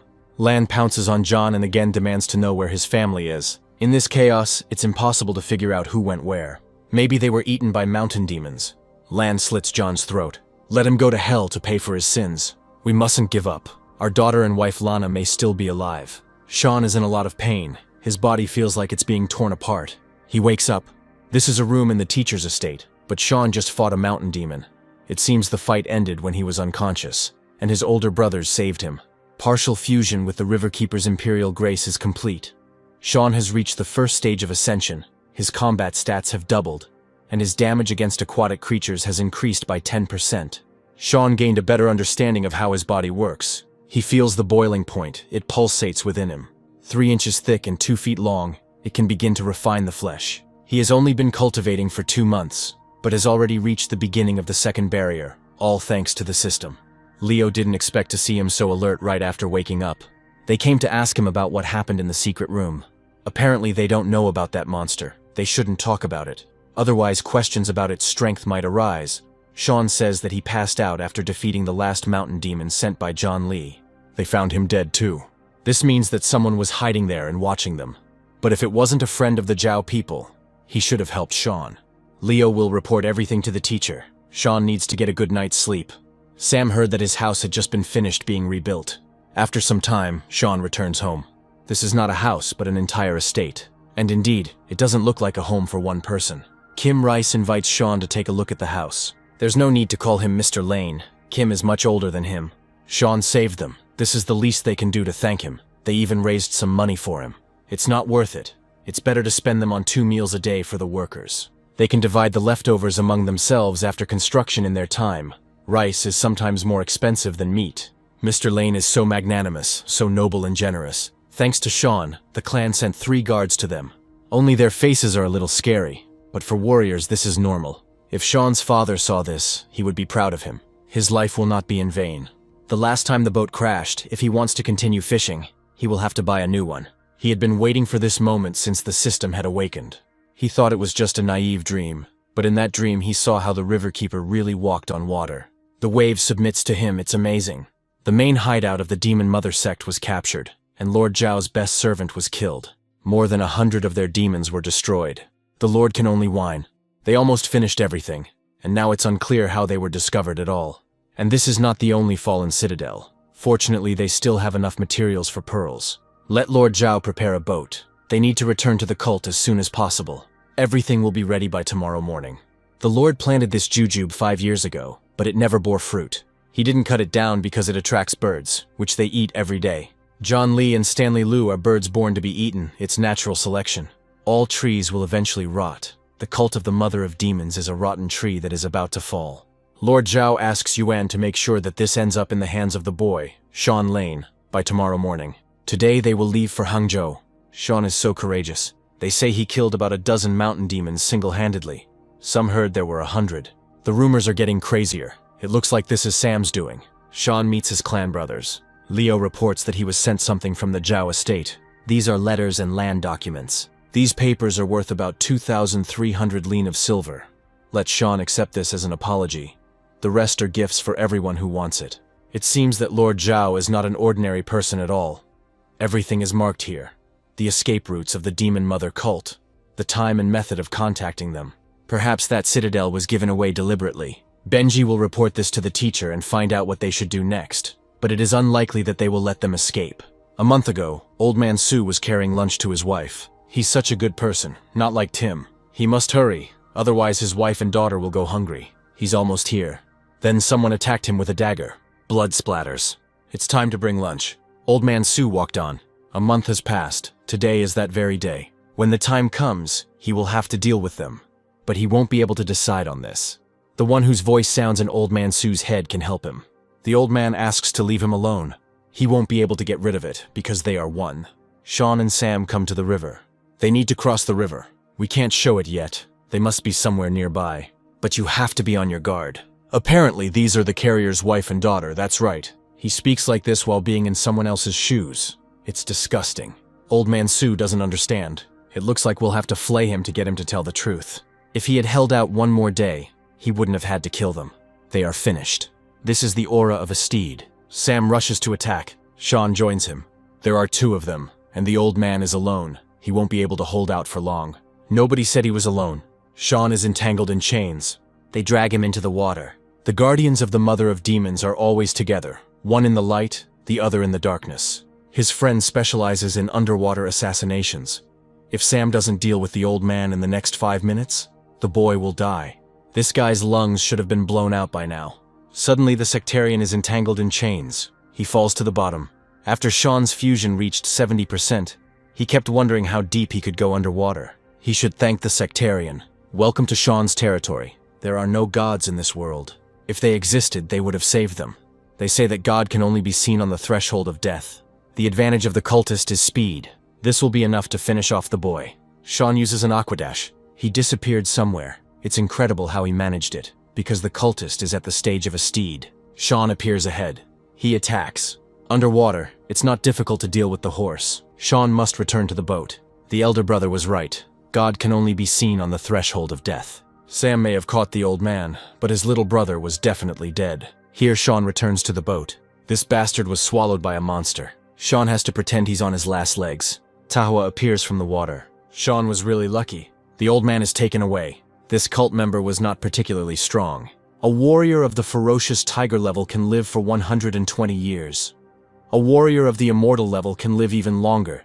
But 60 years have passed since the fall of the Great Qing. The older generation still holds out. The middle generation is dead, and the immortals will only appear in extreme cases. This means that these are young people who are not from the core of the cult. The most dangerous are their elite. After so many years of cult membership and daily hard work, Ari finally obtained the great technique of blood sacrifice. The cult lacks talent and needs new people. This wolf smoke pill is his best hope. There is a knock here. A log breaks through the door and flies at Ari. He destroys it. The log was thrown by the disciples of the Yang clan. This person is most likely a level higher than Benji. He has a wolf smoke level. This fight will be difficult. Ari already thought that he should be afraid. He withstood Benji's blow without a scratch. If this is all they can do, they won't get out of here alive. This is Kui energy. Benji uses his power to rip statues out of the ground. He throws them at Ari, but he destroys them. These are stupid tricks. Leo shoots a bow. His damn arrow won't even penetrate Ari's aura. On the contrary, it will be just enough. The fumes from the arrowhead sting Ari's eyes. Benji enters the battle again. It seems like it's all over. They were probably able to uncover Ari because of that dog Zhao, otherwise they would never have found him. He can't let them go alive. The arrow pierces the ball that Ari took out. His wolf smoke pill is no longer there. Apparently that scoundrel Zhao told about this too, but no one said it was a pill. Ari somehow managed to put it in his mouth. He takes the pill. A transformation occurs within him. It is unlikely that they will be able to withstand the highest level of wolf smoke. Zhao's estate is just down the street. We need to hurry. There is some kind of energy that can be felt. It's coming from Benji. He's in danger. Nothing else could be expected from cult members. It is unclear whether they are people or demons. How arrogant. It is their fault that the descendants of the previous dynasty became like this. When Ari was a boy, his village was attacked by soldiers. His mother told him to live for her. Each of them must give their lives in service to the mother of the cult. It wasn't easy for a boy like him to survive. From now on, he will become a disciple of a cult follower. His new name is Ari Khan. Leo can't even aim properly. Then Sean and Sam appear. Leo can't help Benji. It's okay, he can leave it to Sam. It's too powerful. Benji won't last long. We need to find a way out. Ari's weak spot must be somewhere near the heart. Benji must open it to his younger brothers. The energy from Sam's arrow seems to be less than usual. Ari already said that their arrows wouldn't even scratch him. Now it's clear that Sam is distracting him. He gives Benji the ability to use his power. Benji strikes. Sam is shooting a bow again. One day Ari asked why they couldn't live under the sun. They are the remnants of a past dynasty. There is no place for them in the new era, because someone took away what rightfully belonged to them. But one day, they will take revenge for everything. An arrow pierces Ari. Enter. Sam's first arrow was deliberately weakened to deceive him, and the second one was already saturated with the maximum power of the horse. It looks like Sean still has a lot to learn. It's over. We need to quickly tie Ari up with a steel chain. This chain is made to contain the power of wolf smoke. Ari remains conscious even after his heart was pierced by an arrow. Just don't faint from fear. These occultists like to keep demons with them. They are neither human nor demons. Ari lived in a cave where not a single ray of light penetrated. They never tried to get out of the pit filled with corpses. Ari just wanted to live in the sun, something pampered idiots like them would never understand. There is no need to play the victim. His actions destroyed hundreds of families. Ari is wrong to think that he deserves pity because of his past. Sam doesn't care. Now he just wants to break his neck and feed his heart to the dogs. Sam is one of those orphans whose parents were destroyed by occultists. They need to take Ari to the clan, and then Benji will buy Sam a drink. And he'll also have to train with Leo. Sam got it. Sean had never experienced such a feeling before. In his past life, his colleagues didn't care about him. Sean should go with them too. He agrees. Chunky sleeps, having eaten too many spiritual plants. He dreams of Sean, who judges him for gluttony. Chunky wakes up. He gets up and gets ready to hunt.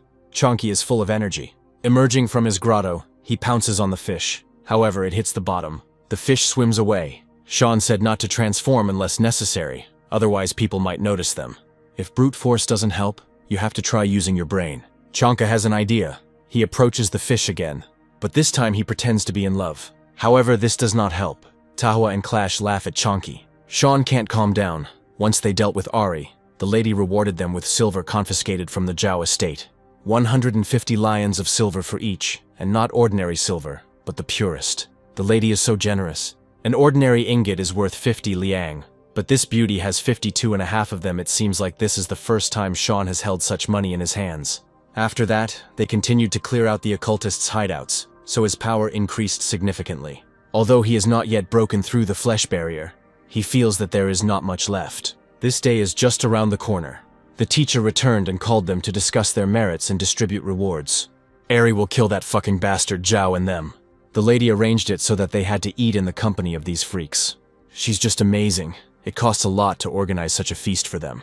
Sean, of course, still doesn't know her name. Her name is Angie. Her ancestors held the posts of ministers and even chief secretary, and the lady was introduced to their teacher by Commander-in-Chief Ray Wen himself. Her father is a third-rank official at the imperial court. Then her marriage to the teacher can be considered a misalliance. The teacher will skin Benji alive if he hears this. They all did a good job. The two will soon be handed over to the authorities. Let them kill them. Let them flay them. It doesn't matter to them. There will be those in the cult who will avenge them. They don't understand the principles of balance. Ari is only alive because he is useful. Otherwise, Dan would not have allowed him to breathe a second longer. After the trial of the occultists, the members of the Yang clan will be rewarded. But for Sean, Dan has something special. It's a gift from his older brother. It was delivered just yesterday. For this thing, the captain fought with the wolf smoke, and now he decided to just give it away. His little brother was very lucky. They had looked at him askance for years. A captain shouldn't have favorites. He knows what they're getting at. The drinking is on him today. This is how it should have started. Sean's brother hopes he likes the gift. Sean opens the box. From there, a green light emanates, curling into an image resembling a dragon. This is a spiritual weapon. Each such weapon is unique, and its ability to evolve with its owner has given it an unshakable status in the art of weaponry. Possession of such a weapon is an incredible stroke of luck for a simple fighter. It is rare for a blacksmith to be able to create such a miracle. And Sean now even has 2 spiritual weapons. His name is Azure Wolf. This weapon will cover Sean's weaknesses in close combat. Now he will be able to fight perfectly in any environment. Because of all this mess, he missed several classes. It's time to go back to school. As he approaches the school, Sean hears vowel sounds being made. It appears to be a phonetic system. Sean finally arrived. He is ashamed, but teacher Wang Ming knows what he was doing. They, together with the school's rector, improved the phonetic system. So he is Sean Lane. His system amazed the abbot. No need for formalities. Let him look at what they did. In this version, there are fewer hieroglyphs than Sean described. Instead of 76, there are only 63. Among them, 23 first syllables, 24 last ones, and 16 whole ones.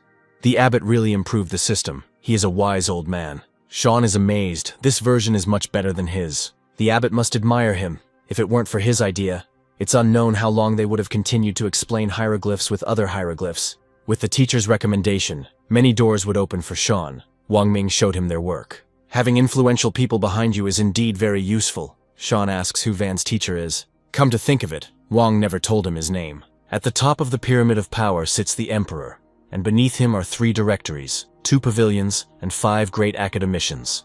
Wang's teacher is none other than Hao Bai, one of the 5 great academicians. In his letter, he also admired Sean's system. Van is confident that he will be able to convince His Majesty. Of course, the Deshan culture is very ancient, but this does not mean that it is not open to new things. The Shona system will help them keep up with the times. But besides teacher Wang, there are 4 other people of the same level, and it is also unknown how the emperor will react. There is no need to worry about His Majesty's reaction. He always encouraged new ideas. Sometime later, a reception is held at the imperial palace. If that's all, the great academics can go free. A faithful servant has something to tell the emperor. He wants to show him a new method of studying hieroglyphs. You can't replace ancient methods with some meaningless nonsense. The great academician Bai must understand what the culture of their nation is based on. But we also need to understand what reforms are. According to the great academician Lem Tse, the phonetic system is much better than what they used before. By saying that she is better, Lam is deliberately denigrating the names of her ancestors. It is unlikely that he would have dared to say such a thing during the Qin dynasty. The Dashang dynasty currently rules. Enough. The emperor is not going to listen to their bickering. He asks why Hao Bai values this method so highly. The old minister believes that this method can be used to create the foundation of the country. This is interesting, the emperor asks to continue. If Dashang does not open the way for change, everything may end up the same as with the Kang dynasty. When the emperor was young, he personally took part in campaigns against the northern barbarians and traveled through the south, all in order to get to know the life of ordinary people. He fears stagnation, but not reforms. The previous method consisted of 400 initial characters and over 1,000 final characters. Hao Bai asks the officials how long it took them to learn at least half of them. It should take at least 5 years, but the phonetic method will allow you to do this in just 6 months. This is nonsense. If they don't believe it, they can see for themselves. This method was invented by a student of Hao Bai's student, a young man named Shan Lane. Despite the fact that he is an ordinary fisherman, he is very smart. Hao believes that his contribution to culture is worthy of an award and a title of nobility. First, this system needs to be tested. They will try it on the 6th prince. The emperor must be given a full report on Shan, and the pattern of fate is vital information for any martial artist. Of course, it doesn't define it completely, but it can still tell a lot. People with a unique pattern of fate are blessed by heaven. They are chosen by fortune. Destiny is not predetermined by heaven. The wind makes the tiger ferocious. The rain turns the dragon into a powerful one. The higher the level of a person's destiny, the greater his achievements. And if he is a warrior, the stronger his fighting abilities. You can also learn a lot from destiny. Everything will go easier and faster if you act in accordance with it. People with a high level of fate often have 2 fate seals, a straight one and an oblique one. For example, the youngest holy warrior Zhang Longxiang carries both the seals of the divine mountain Dazhu and the demon devourer, which means that on the path to glory, he will have to go through terrible troubles and trials. Indeed, Zhang Longxiang was attacked in the northern wasteland, single-handedly fought against 3 true elephants, and proved himself worthy of the title of invincible holy warrior. Another holy warrior, Yuanji, had the fate of a great stone mountain. He mastered the path in the wild mountains and reached the level of a holy warrior, regaining his youth. Unfortunately, he was stubborn and did not submit, and was killed by Zhang Longxiang. Where the two fought, the ground was stained with blood. The local wildlife, having absorbed this power, began to transform into spirits and demons. It is important to remember that fate changes, and people influence each other's fates. Sean asks how to find out his destiny. The most important thing in this matter is the ashes from the special incense of fate. It can be used to determine it, but only if this fragrant incense is burned after activating the pattern of fate. The longer it is saturated with the blessing, the better the result. Especially for the new year, Dan obtained for Sean the incense of fate, which had been stored for 5 years, but only one thing was missing: the blood of a centuries-old precious fish. A creature born of nature itself, endowed with a heavenly destiny, its blood is filled with special luck and blessing, without which the ritual cannot be completed. Dan has already assigned people to find out about this. Now everything depends on luck. There's a lot Sean can't help them with, but when it comes to finding precious fish, he's a professional. But first you need to buy a suitable vessel. This path will be completely different from before. Sean's old boat was shattered when he witnessed 2 powerful spirits fighting.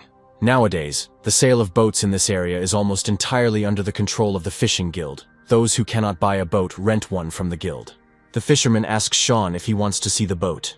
He has a brand new one here. It's coated with tung oil and shines beautifully. Looks great, the price is great, and the first 3 months of rent are interest-free. These boats really do look decent. But it is clear that they have been secretly refurbished, apparently because the owners were forced to hand over their old boats. Sean Lane suddenly showed up here. It's an honor for them. This is the same 9th disciple of Mr. Yang that everyone is talking about.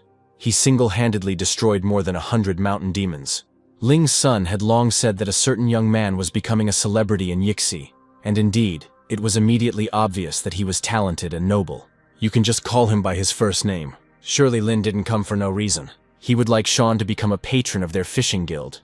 If he agrees, Lin will give him 20% of the guild's income, and will also give him the best boat they have. Sean refuses. He understands what Lin wants, and knows that in this world, big fish eat little fish. He is not going to judge. But Lin apparently didn't understand one thing: Sean was also a fisherman. A good reputation brings benefits, but only if you are worthy of it. Sean may be of benefit to the fishermen, but once they get used to the low rent, they will begin to despise him as soon as he joins the guild. Lin asks him to agree to at least one thing. If he does, the boat will still be his. Recently, spirits and demons have been appearing more and more frequently near the border with Shuibu County. Lin asks to destroy them. The great waters of Jianghua hide countless treasures, but behind all this beauty there are also dangers. The water area is divided into two zones: shallow water and deep water. The deep water is extremely dangerous, but full of rare resources. Ordinary people can reach the shallow water, but there are few resources there. If intelligent spirit monsters wish to appear in shallow waters, they must notify Hebo, the river god. Otherwise, they will be hunted down and punished by the Dacian Empire. For example, the mother Quantu came to shallow water for safety to lay eggs and survive. And that battle between two powerful spirits took place in the depths. The spirit that Lin spoke of is right on the border between shallow water and deep water. Such places are especially dangerous. Spirits often get lost and accidentally enter shallow water. Sean and Chunky secretly combed the area around Yixing City and Pingyang County, and drove out all the weak spirits from the shallow waters. But the spirit is just a companion piece. The most important thing is that Sean is no longer an ordinary person who can only survive in shallow water. He's now at 70% fusion, and the flesh barrier is almost broken. Only truly valuable treasures can be found in the depths, such as a 100-year-old precious fish. This is a real deep zone, something that you can't find in shallow water even with fire, but here you can find it everywhere. Several hours have passed, but the target has not yet been found. This is an aquatic breathing plant. If you hold it in your mouth, an ordinary person can breathe underwater for half an hour. And this is a rainstone shell, a delicacy that only true gentlemen eat. But all this is not what Sean is looking for. It seems Chunky found something. This is a 7-star eel. Spirits cannot be accurately determined in strength by their appearance, but if their strength is below wolf smoke, they are simply called water spirits, because they are almost never encountered. Strong dragon monsters live by their own rules. They don't go into shallow water because they're afraid of Dacian, and it's simply not beneficial for them. Ordinary people are like rice husks to them. Although some valuable fish are naturally endowed with incredible strength, for Sean, this fish is still weak. He already controls a flow of almost 900 jin. She won't be able to escape. Someone is eating an eel here. It seems that this is the spirit that Lin spoke of. Since he dared to eat Sean's fish, he would pay for it with his life. Every time the fusion level increases, Sean's physical form takes a leap forward. Therefore, he is eagerly awaiting what will happen when the water spirit breaks through to the next level. Losing a precious fish was sad, of course, but this big guy gave Sean an even bigger chance. If he wants the water spirit to break through to the next level, he must eat this monstrous fish. Sean charges in. He calls Clash. He gives him spiritual weapons. Sean stabs the fish. Now it's Afe's turn. It secretes poison. Then Tahua and Chonky attack the fish. Clash joins. Sean delivers the finishing blow. It was as easy as pie. This time, none of the animals were harmed, and the enemy was killed without much effort. Moreover, when Sean unlocked his potential, it turned out that he had amazing power. It's time to cut up the carcass. This creature has a special body structure. Meat makes up no more than 50% of its mass. But fortunately, he is large enough, and there should be plenty of meat. I wonder how much water energy Sean will get from his first bite. A whole 22 points. It seems that with such a loot, he will definitely be able to improve the water spirit. He will definitely achieve this tonight. The complete fusion is complete. The water spirit has successfully ascended to a new level. Now all that remains is to increase it. It's similar to the moment when Sean first gained the favor of the water spirit. Suddenly he falls to his knees. The promotion was successful. The water spirit Zhejiang was obtained. He is incredibly strong and ferocious. The fusion gives dragon veins and tiger bones. Zhejiang is able to knock down 9 bulls with one jerk. The wave jump and water prison skills have been mastered. The patronage of the waters has been received. Their energy nourishes the body. Sean feels like he's going to burst, but the catch is worth it. His energy and strength increase 3-fold. While the skin and muscles are weak, it is necessary to use food and special hardening methods to get the blood flowing and stimulate development. But when you reach a new level, you can move on to internal methods, nourish external development from within, and even strengthen the organs. Sean's teacher had long ago begun to teach him a reminder about energy circulation. It all fits together. Sean has already crossed the bone level. The tendons are long and strong, the bones are heavy, the muscles are flexible. Dragon tendons and tiger bones are really something. It's good that the teacher had made Sean practice internal techniques beforehand today. The strength from the increase gave him the opportunity to easily pass this stage. A crocodile can evolve into a horned crocodile. A six-whiskered catfish can evolve into a tiger-headed catfish. Finally, Sean activates evolution for everyone. The horned crocodile can expend 14,912 units of water energy. The tiger catfish can expend 14,926 units of water energy to become a fearsome tiger catfish. These look like dragon horns. The complexity of fusion has increased tenfold, and wasting the remaining water energy on increasing the fusion level is unprofitable. It's better to play big. The protection of water allows you to slowly accumulate water energy and replenish its deficiency for the evolution of animals. Two beasts have already evolved, but we can't let others fall behind. Who knows what dangers lie ahead? These animals are Sean's main trump card. Before he had no choice, but today he will take everything. This is truly a wave rider, not a wave control for beginners. And what's most unexpected is that these two animals suddenly gained special abilities. Now Chunky can emit something like a high-frequency wave. Sean catches fish using the water prison skill. A monster fish appears. Clash turned into a stone crab claw, but a Fae's name remained the same. With such divine skills, you don't have to worry about fishing at all. Although, of course, too much was pumped up at once, the path of cultivation will be long. We need to go back to the fishing stalls and talk to the others. I wonder if that boring ninth master Lane will ever return. The fisherman has been sitting and waiting for him for 3 days already.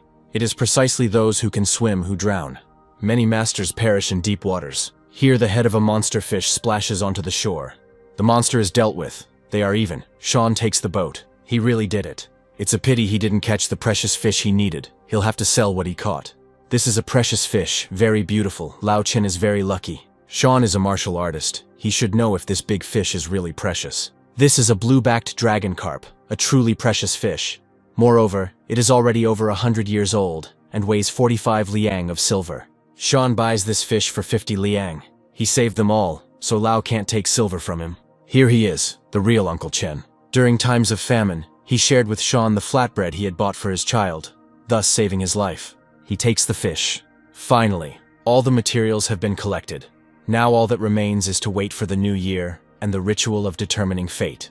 Dan hopes that the spirits of the teacher's old comrades will continue to protect Yan's descendants. It's time to determine your destiny and set your life path. The ritual of blood sacrifice can connect with destiny. A lot of blood is not needed. The ash from burnt incense should be used as ink for printing. Dan tells you to press the palm of your right hand hard. The clearer the better. The blood itself took the shape of a circle. Sean had both the straight and the oblique seals imprinted on him. He really has a special destiny. Ordinary people have both seals empty. Even if there is one, it is already a sign of talent. But Sean has two. For some reason, the oblique seal shows an inanimate object usually. Evil spirits are depicted there. And on the right straight seal there seems to be a monkey. That's also strange. Everything is the other way around. The straight and oblique seals seem to have swapped places. Or maybe it's not a river, but a dragon. It seems to be a split. This is the fate of great disaster. The oblique seal indicates the long dragon's gate along the great river, and it has two interpretations.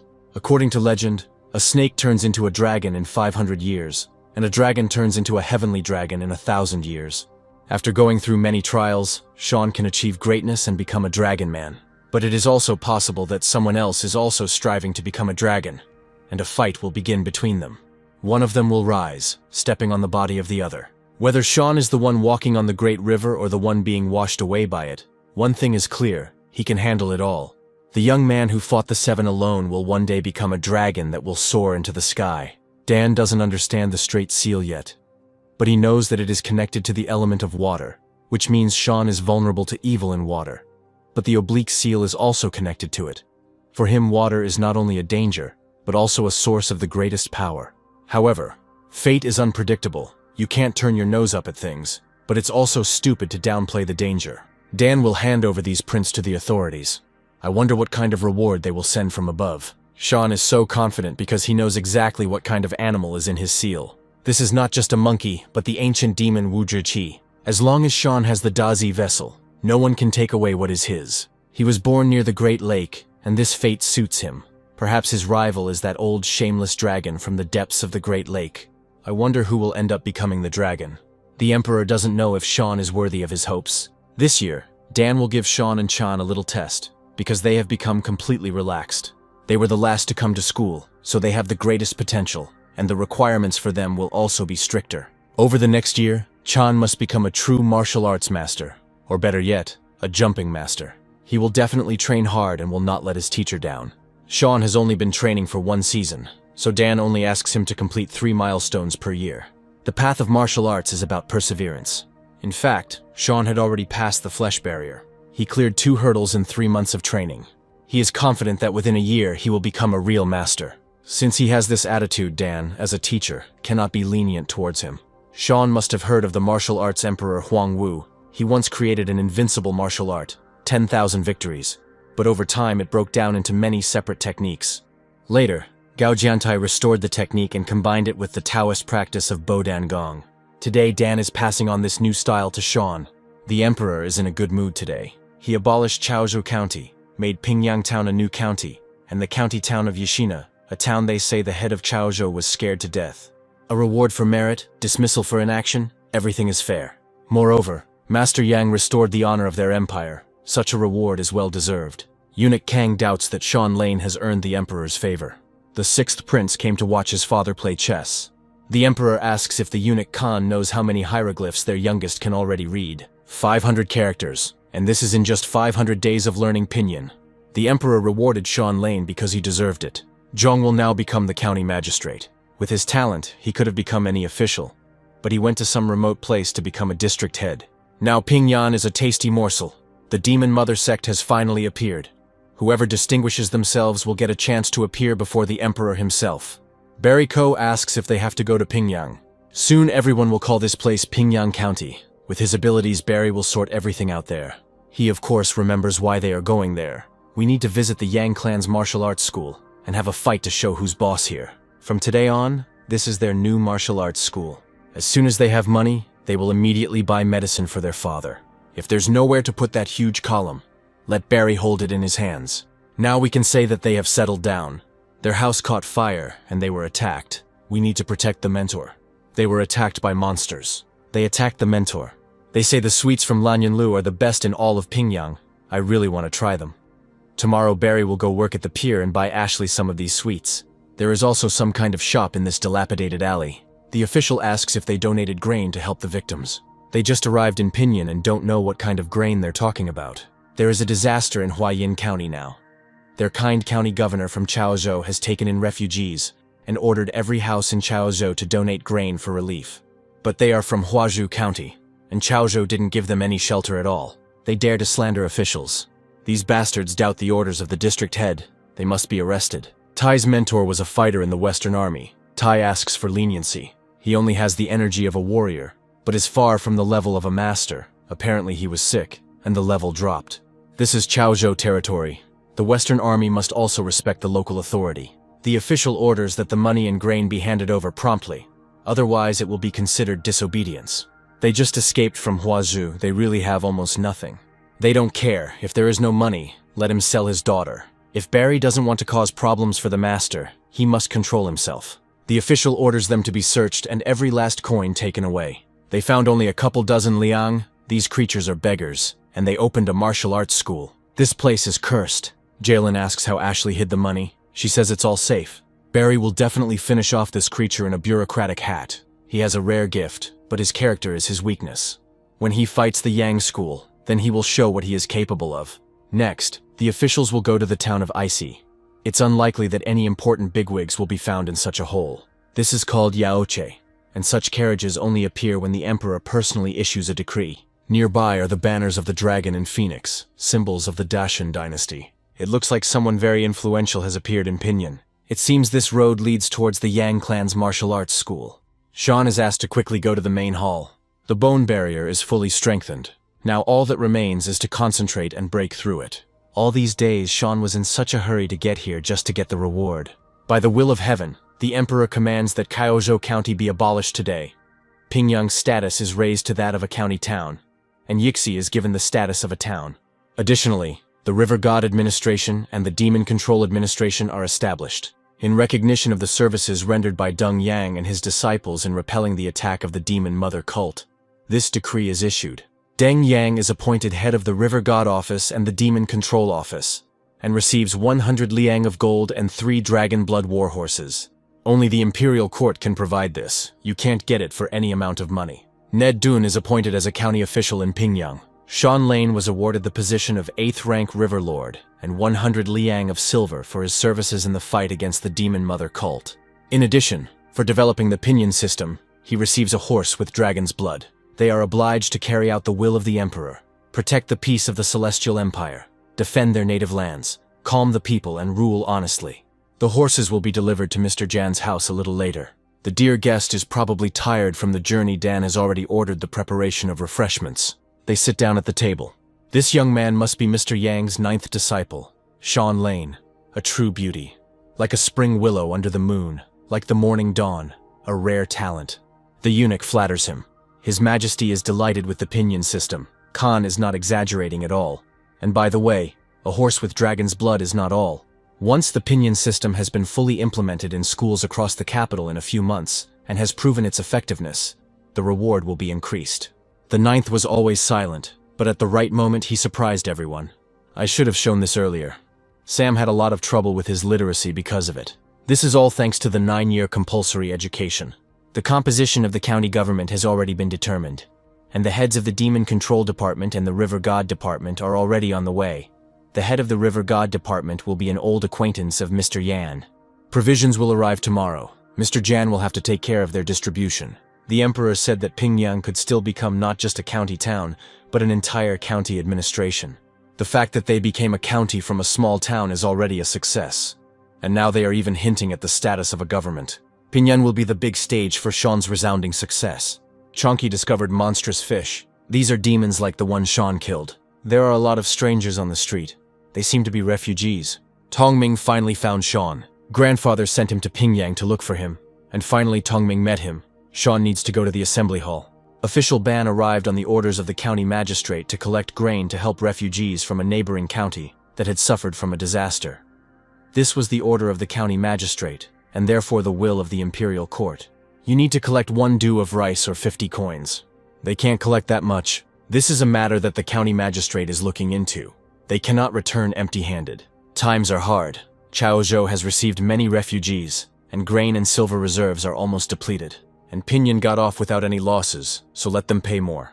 The officials will have nothing to eat if they do not take more silver from the peasants. They can set up tents with porridge and feed the refugees themselves. Sean doesn't dare interrupt the official. This is an outstanding young man from the city of Yixing, a student of Dongyang.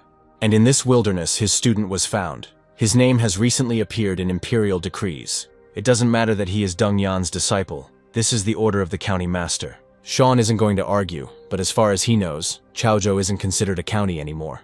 Ban falls into a chair. Sean asks whose orders he is following. An official of the Great Shun is not obliged to explain himself to the people. We need to come up with a pretext and arrest Sean. As for Dan Yan, officials won't interfere with officials. That's right. There's nothing to be afraid of from this boy. He's not even a martial arts master. It's unlikely that Deng Yang would quarrel with the county magistrate over some student. Here a horseman appears. He asks where to find Sean Lane from Yixing. This is him. This is a rider from the 6 Gates. They say they have been investigating everything related to the Demon Mother sect lately. They might have this guy on their hook. All it takes is a little push, and he can be taken away and thoroughly tortured. A pathetic commoner cannot compete with officials. The 6 Gates is the general name for the 3 judicial departments: the Ministry of Punishments, the Supreme Court, and the Inspectorate. They handle important cases, engage in the capture of criminals and interrogations, and each department has its own combat forces. Each rider has the strength equal to 10 mounted warriors. Sean asks why he was looking for him. Ban is glad to see Mr. Zhang in good health. He is Mao Bang from Chaozhou County. When a horseman came to the residence of the county governor, Mao had the chance to see him. The rider asks what he needs. Mao heard that they have been busy with matters related to the Demon Mother cult lately, and it so happened that Mao has a suspect who can be connected to this sect. Here it is. This man is indeed a disciple of Deng Yang, but he has hundreds of disciples, so it's not surprising that the cultists were able to take advantage of this. The rider asks what Mao thinks should be done with this man. Mao will put him in prison and try all the interrogation methods. He will surely spill everything about his gang. Very funny. The rider asks if Mao understands what rank he is, and what rank the 6 Gates rider is. Mao is only a 9th-rank junior inspector, and he, as a copper-rank hunter of the Yunying horsemen, is of course 7th. Then Mao must know how his slander will end. Of course, accusing a superior of a serious crime is punishable by death. But Mao did not slander. He dared to defame an 8th-rank official. He tried to slander the River Lord Shan Lane, a crime punishable by death by law. A great man is born in Yixing. Mao was slandered. He didn't know that Mr. Lane was the ruler of the river. He is not an ordinary student, but the 9th student of Master Yang, the very one who was personally rewarded by the Emperor. According to the law, of course, execution is required. The pathetic official did not recognize the high-ranking man Mao started it all. It was Ted who incited him, and he's also trying to blame it all on Mao. His crimes amount to 1,000 deaths. They forged the order of the county governor and illegally appropriated grain for the poor. Let them go with Mr. Zhang and tell everything as it is. I'd like to finish them off on the spot, but in front of the horsemen, it's better to act according to the law. Sean asks again why Mr. Zhang was looking for him.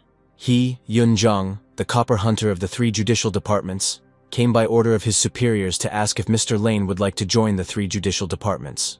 The stronger you become, the easier it is to get lost in the power of your own strength.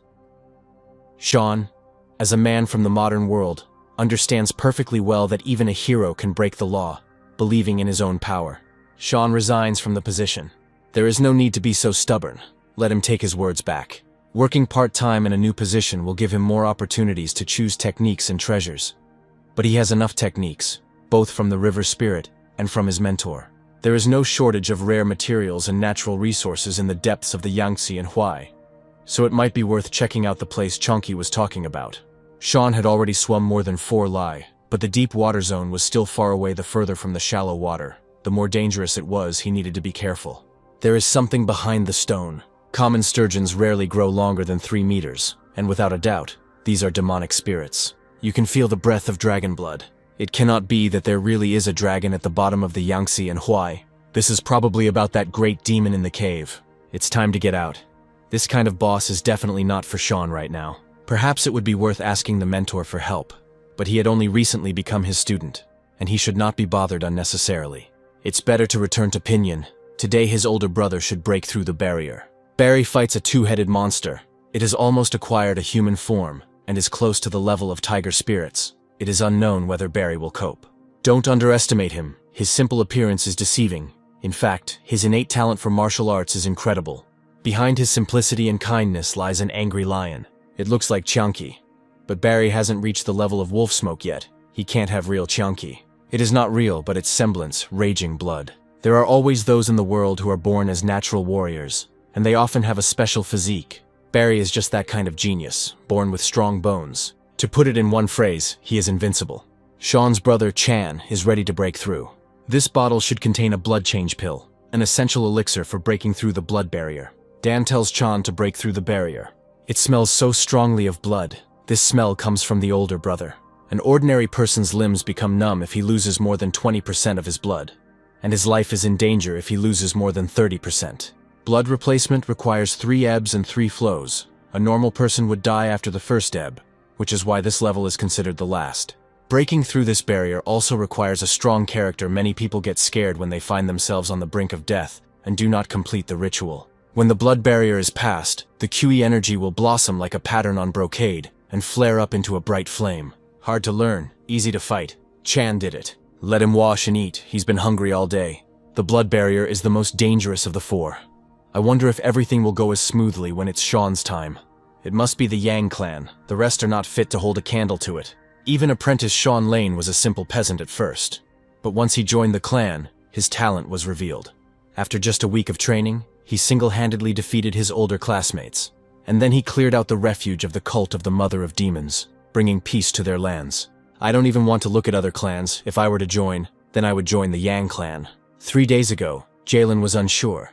But now that Barry was able to break through the bone barrier, their clan will also emerge from oblivion. Sean felt like he was close to breaking through the bone barrier. But if he ate a great sturgeon, he would easily reach the blood barrier. And then he would need silver for the blood replacement pill. If it came to that, he would have to beg the master. Sean notices a line of people wanting to join the Yang clan. Barry approaches the recorder. He can't cut in line. He needs to know the basic rules of etiquette. Barry is not here to sign up. He came to challenge the Yang clan. It is unclear why any clan would challenge them. Their opponents are not fools. They have calculated everything well. They don't fight them directly, but decide to arrange a duel between the younger students. Of course, they don't want to fight them directly. There isn't a single master in their clan. It's not difficult to defeat a youth. But if it's a famous youth from the strongest clan, that's a different matter. They don't just need a junior student. This guy looks much stronger than an ordinary student. It's not surprising if such a big guy can handle a newbie. He can go up against the 9th disciple. That kid is skilled. But this guy gives off an ominous aura. His name is Barry Day. He is 16 years old. Rumors of the greatness of the Yang clan are spreading throughout the country, and he decided to challenge a master of his level. Jim Kuhn accepts his challenge. They call him Jade-Faced. His hand-to-hand technique is beyond praise. He has been in the clan for 3 years. Jim attacks. However, his blow had no effect on Barry. He defeated Jim with 1 blow. This is Huron Lee, the best among the ordinary students, a warrior of the 2nd barrier. But Barry defeats him too. It seems like no one can defeat him. Sean helps Huron up. Barry has a heavy hand. Here comes Sean Lane. Barry knows his name, and it seems that not only that, after the events related to the Zhao family, Sean seemed to have no enemies left. Jalen said that in the ring Barry may act rougher than usual. He needs to attract the attention of one person. He is Dan Yang's 9th student, Sean Lane.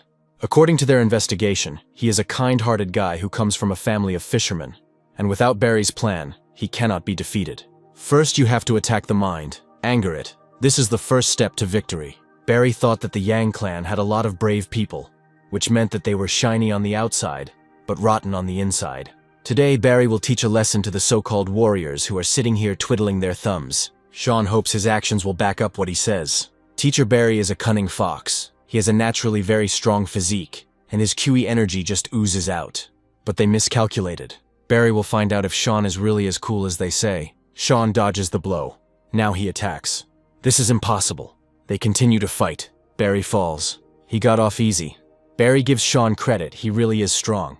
However, Barry hasn't shown everything yet. Galen asks Dung what he thinks of his student. With such physical data, his 2nd level is equal to the 4th. Galen is lucky. Sean may be in mortal danger. It is better to interrupt the fight. Dung tells Galen to look further. What he sees will surprise him. Barry's true strength is in the power that cannot be suppressed. Sean won't be satisfied. Barry just can't lose. There is an explosion. So Barry has naturally strong bones. Unfortunately, Sean's bones are stronger. Barry's birth was a mistake due to his size. He became stuck in his mother's womb, and the midwife had to cut him out of her womb. When he was 5, a boulder fell on his father while he was hunting. And when he was found, half of his face had already been eaten by wild animals. Maybe people were right. Barry was a curse on their family. When he was 12, a severe drought hit the area where he lived, and the village headman decided that Barry was to blame for angering the heavens, selling him like a slave from family to do the hardest work. The headman said that this was his retribution, but Barry did not understand what his sin was. One day, bandits came to the village and killed all the inhabitants. They took Barry with them. If they sell it to the Zhao estate, they can make a lot of money and have a good time with it. They'll definitely give at least 5 liang of silver for it. Barry thought his whole life would pass in pitch darkness. But then he met the master and his senior fellow disciples, and they saved him. For 2 whole years they tried to convince him that he was not cursed. Before, Barry was always called the Damned One. Only with them did he get real names. He can't lose. This is a rare chance to do something for the master and his senior fellow students. The strength has increased. But this is not enough. Sean is great. Barry can't lose, he must win. Let him control his emotions. Jalen wants him to surrender. Barry hasn't lost yet. He must bring glory to the Pan clan. He wants Ashley to be able to afford to eat buns from Lanyang. He can't lose. If nothing is done, Barry may die. We need to reach him on a spiritual level. If Sean releases a little of his aura, it should be enough to knock him out. You can't use all your strength. You have to try. Luckily, everything went smoothly. Barry lost. He did everything he could. They can just go to another county. The people of the Pan clan are magnificent. Dung thanks Galen for this duel. He will be glad if they settle in Pingyang County. It seems that Galen made such complex plans in vain. The last fight showed that Sean never fully realized the potential of his dragon tendons and tiger bones. Barry, who is naturally in excellent physical condition, is equal in strength to a warrior of the 4th barrier, and with his data, Sean can be even stronger. Thanks to the duel, he also earned 2,000 liang of silver. Master Yang calls him to the stables. He said that the dragon blood horse has already been brought. Dan invites Sean to look at the horse he has chosen for him. This stallion is temperamental, but if Sean treats him well, he will become a powerful ally. I wonder if Sean will be able to tame him, and if it will level him up. It looks like he'll have to find a groom, since he can't be with the horse all day long. He wanted to ask something. He had a problem, and he was counting on the master's help. No matter, he found 3 mystical mackerels guarding the entrance to the grotto from which a golden glow emanated. Sean heard legends about the dragon of Zhanghai. It seems to him that this place is somehow connected with this demon. Sean would like the master to help him explore this grotto. Sounds interesting. Sean expected Dan to ask him questions. Everyone has their secrets. Besides, Sean is his student. There is no need to be shy and beat around the bush. His master will catch this demon. The entrance is guarded by 3 monsters. Sean did not dare to swim deeper. He is close to the water element, which is both an advantage and a danger. Dan tells Ned, Benji, and Sam to guard the entrance. He hadn't taken out this sword for a long time. It's rare to see the full power of a tiger master. Dan takes out his sword. He lowers it into the water. Something came out. This creature must be very strong to have such a keen sense of smell. We must stop him. Benji attacks the monster. Dan joins him. Ready. The legendary demon is slain, and that's it. Fortunately, he didn't have any combat skills. He had simply been saturated with spiritual energy for a long time.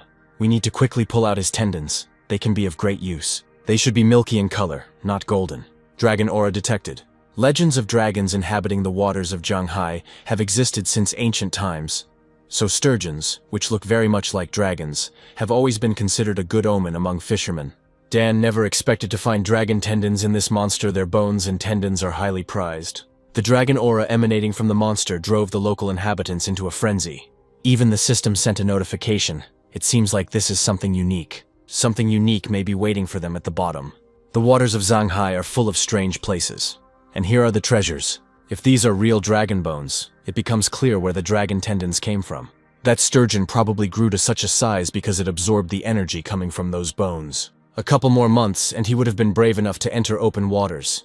It's good that they found him earlier. All thanks to Chunky. It's time to go back. We need to divide the spoils. The master and mistress divided the meat into 3 parts, and placed one in the cellar of the estate. The second one was served on the students' table. The third was sent to harsh areas to help people survive the cold. As for the tendons, Sean got a piece 2 zhang long. The master took 5 zhang, and the bones were given to Benji to improve their weapons. Even Afe reacts to the dragon's aura. Sean will see what good she can do. His back is burning. It seems he has reached the blood barrier. Absorbed dragon aura, obtained Yinlong's mark. The mark gives birth to a Yinlong that wanders through 6 paths. The mirror breaks. Continuous changes wander along 6 paths, being born and dying without any order, gradually transforming space. Sean suddenly found himself on the roof.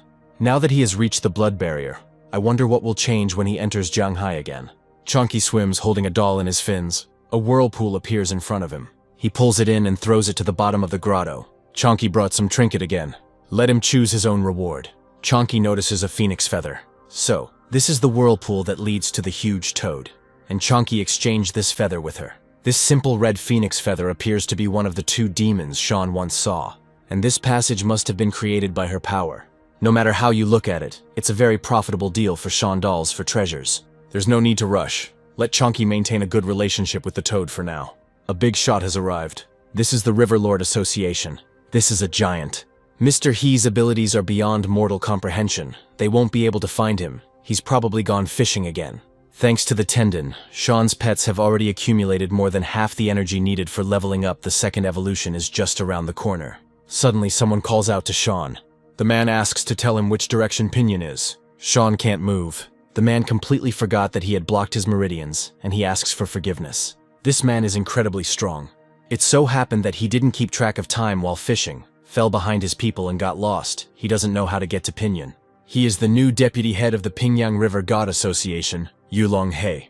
If you count the days, the people from the association should have arrived just about now. Sean Lane, a member of the River God Association, greets Lord He. Apparently, he is Uncle Yan's junior student. He risked his life to save Yulan's father, so he called him Uncle for as long as he could remember. His Majesty could not have been unaware of their connection, which means this was not a random appointment. Unfortunately, Uncle Jan will have a hard time. Sean is probably wondering why Yulan was given this particular position. Their official leader is Ling Wei, the grandson of Gong Lian of the Wei family. This Gong's son is not equal to Yulong's uncle, just as his grandson is not equal to him, so Yulong must obey. Sean asks why Gong Lian would want to cause trouble for Master Yang. The death of the master's second son is directly related to the Wei family. Their arrival has already been announced, but the leader still hasn't shown up. Master Dan Yang and Inspector Ned Dong are waiting downstairs. Lin Wei has no intention of meeting that country bumpkin Deng Yang.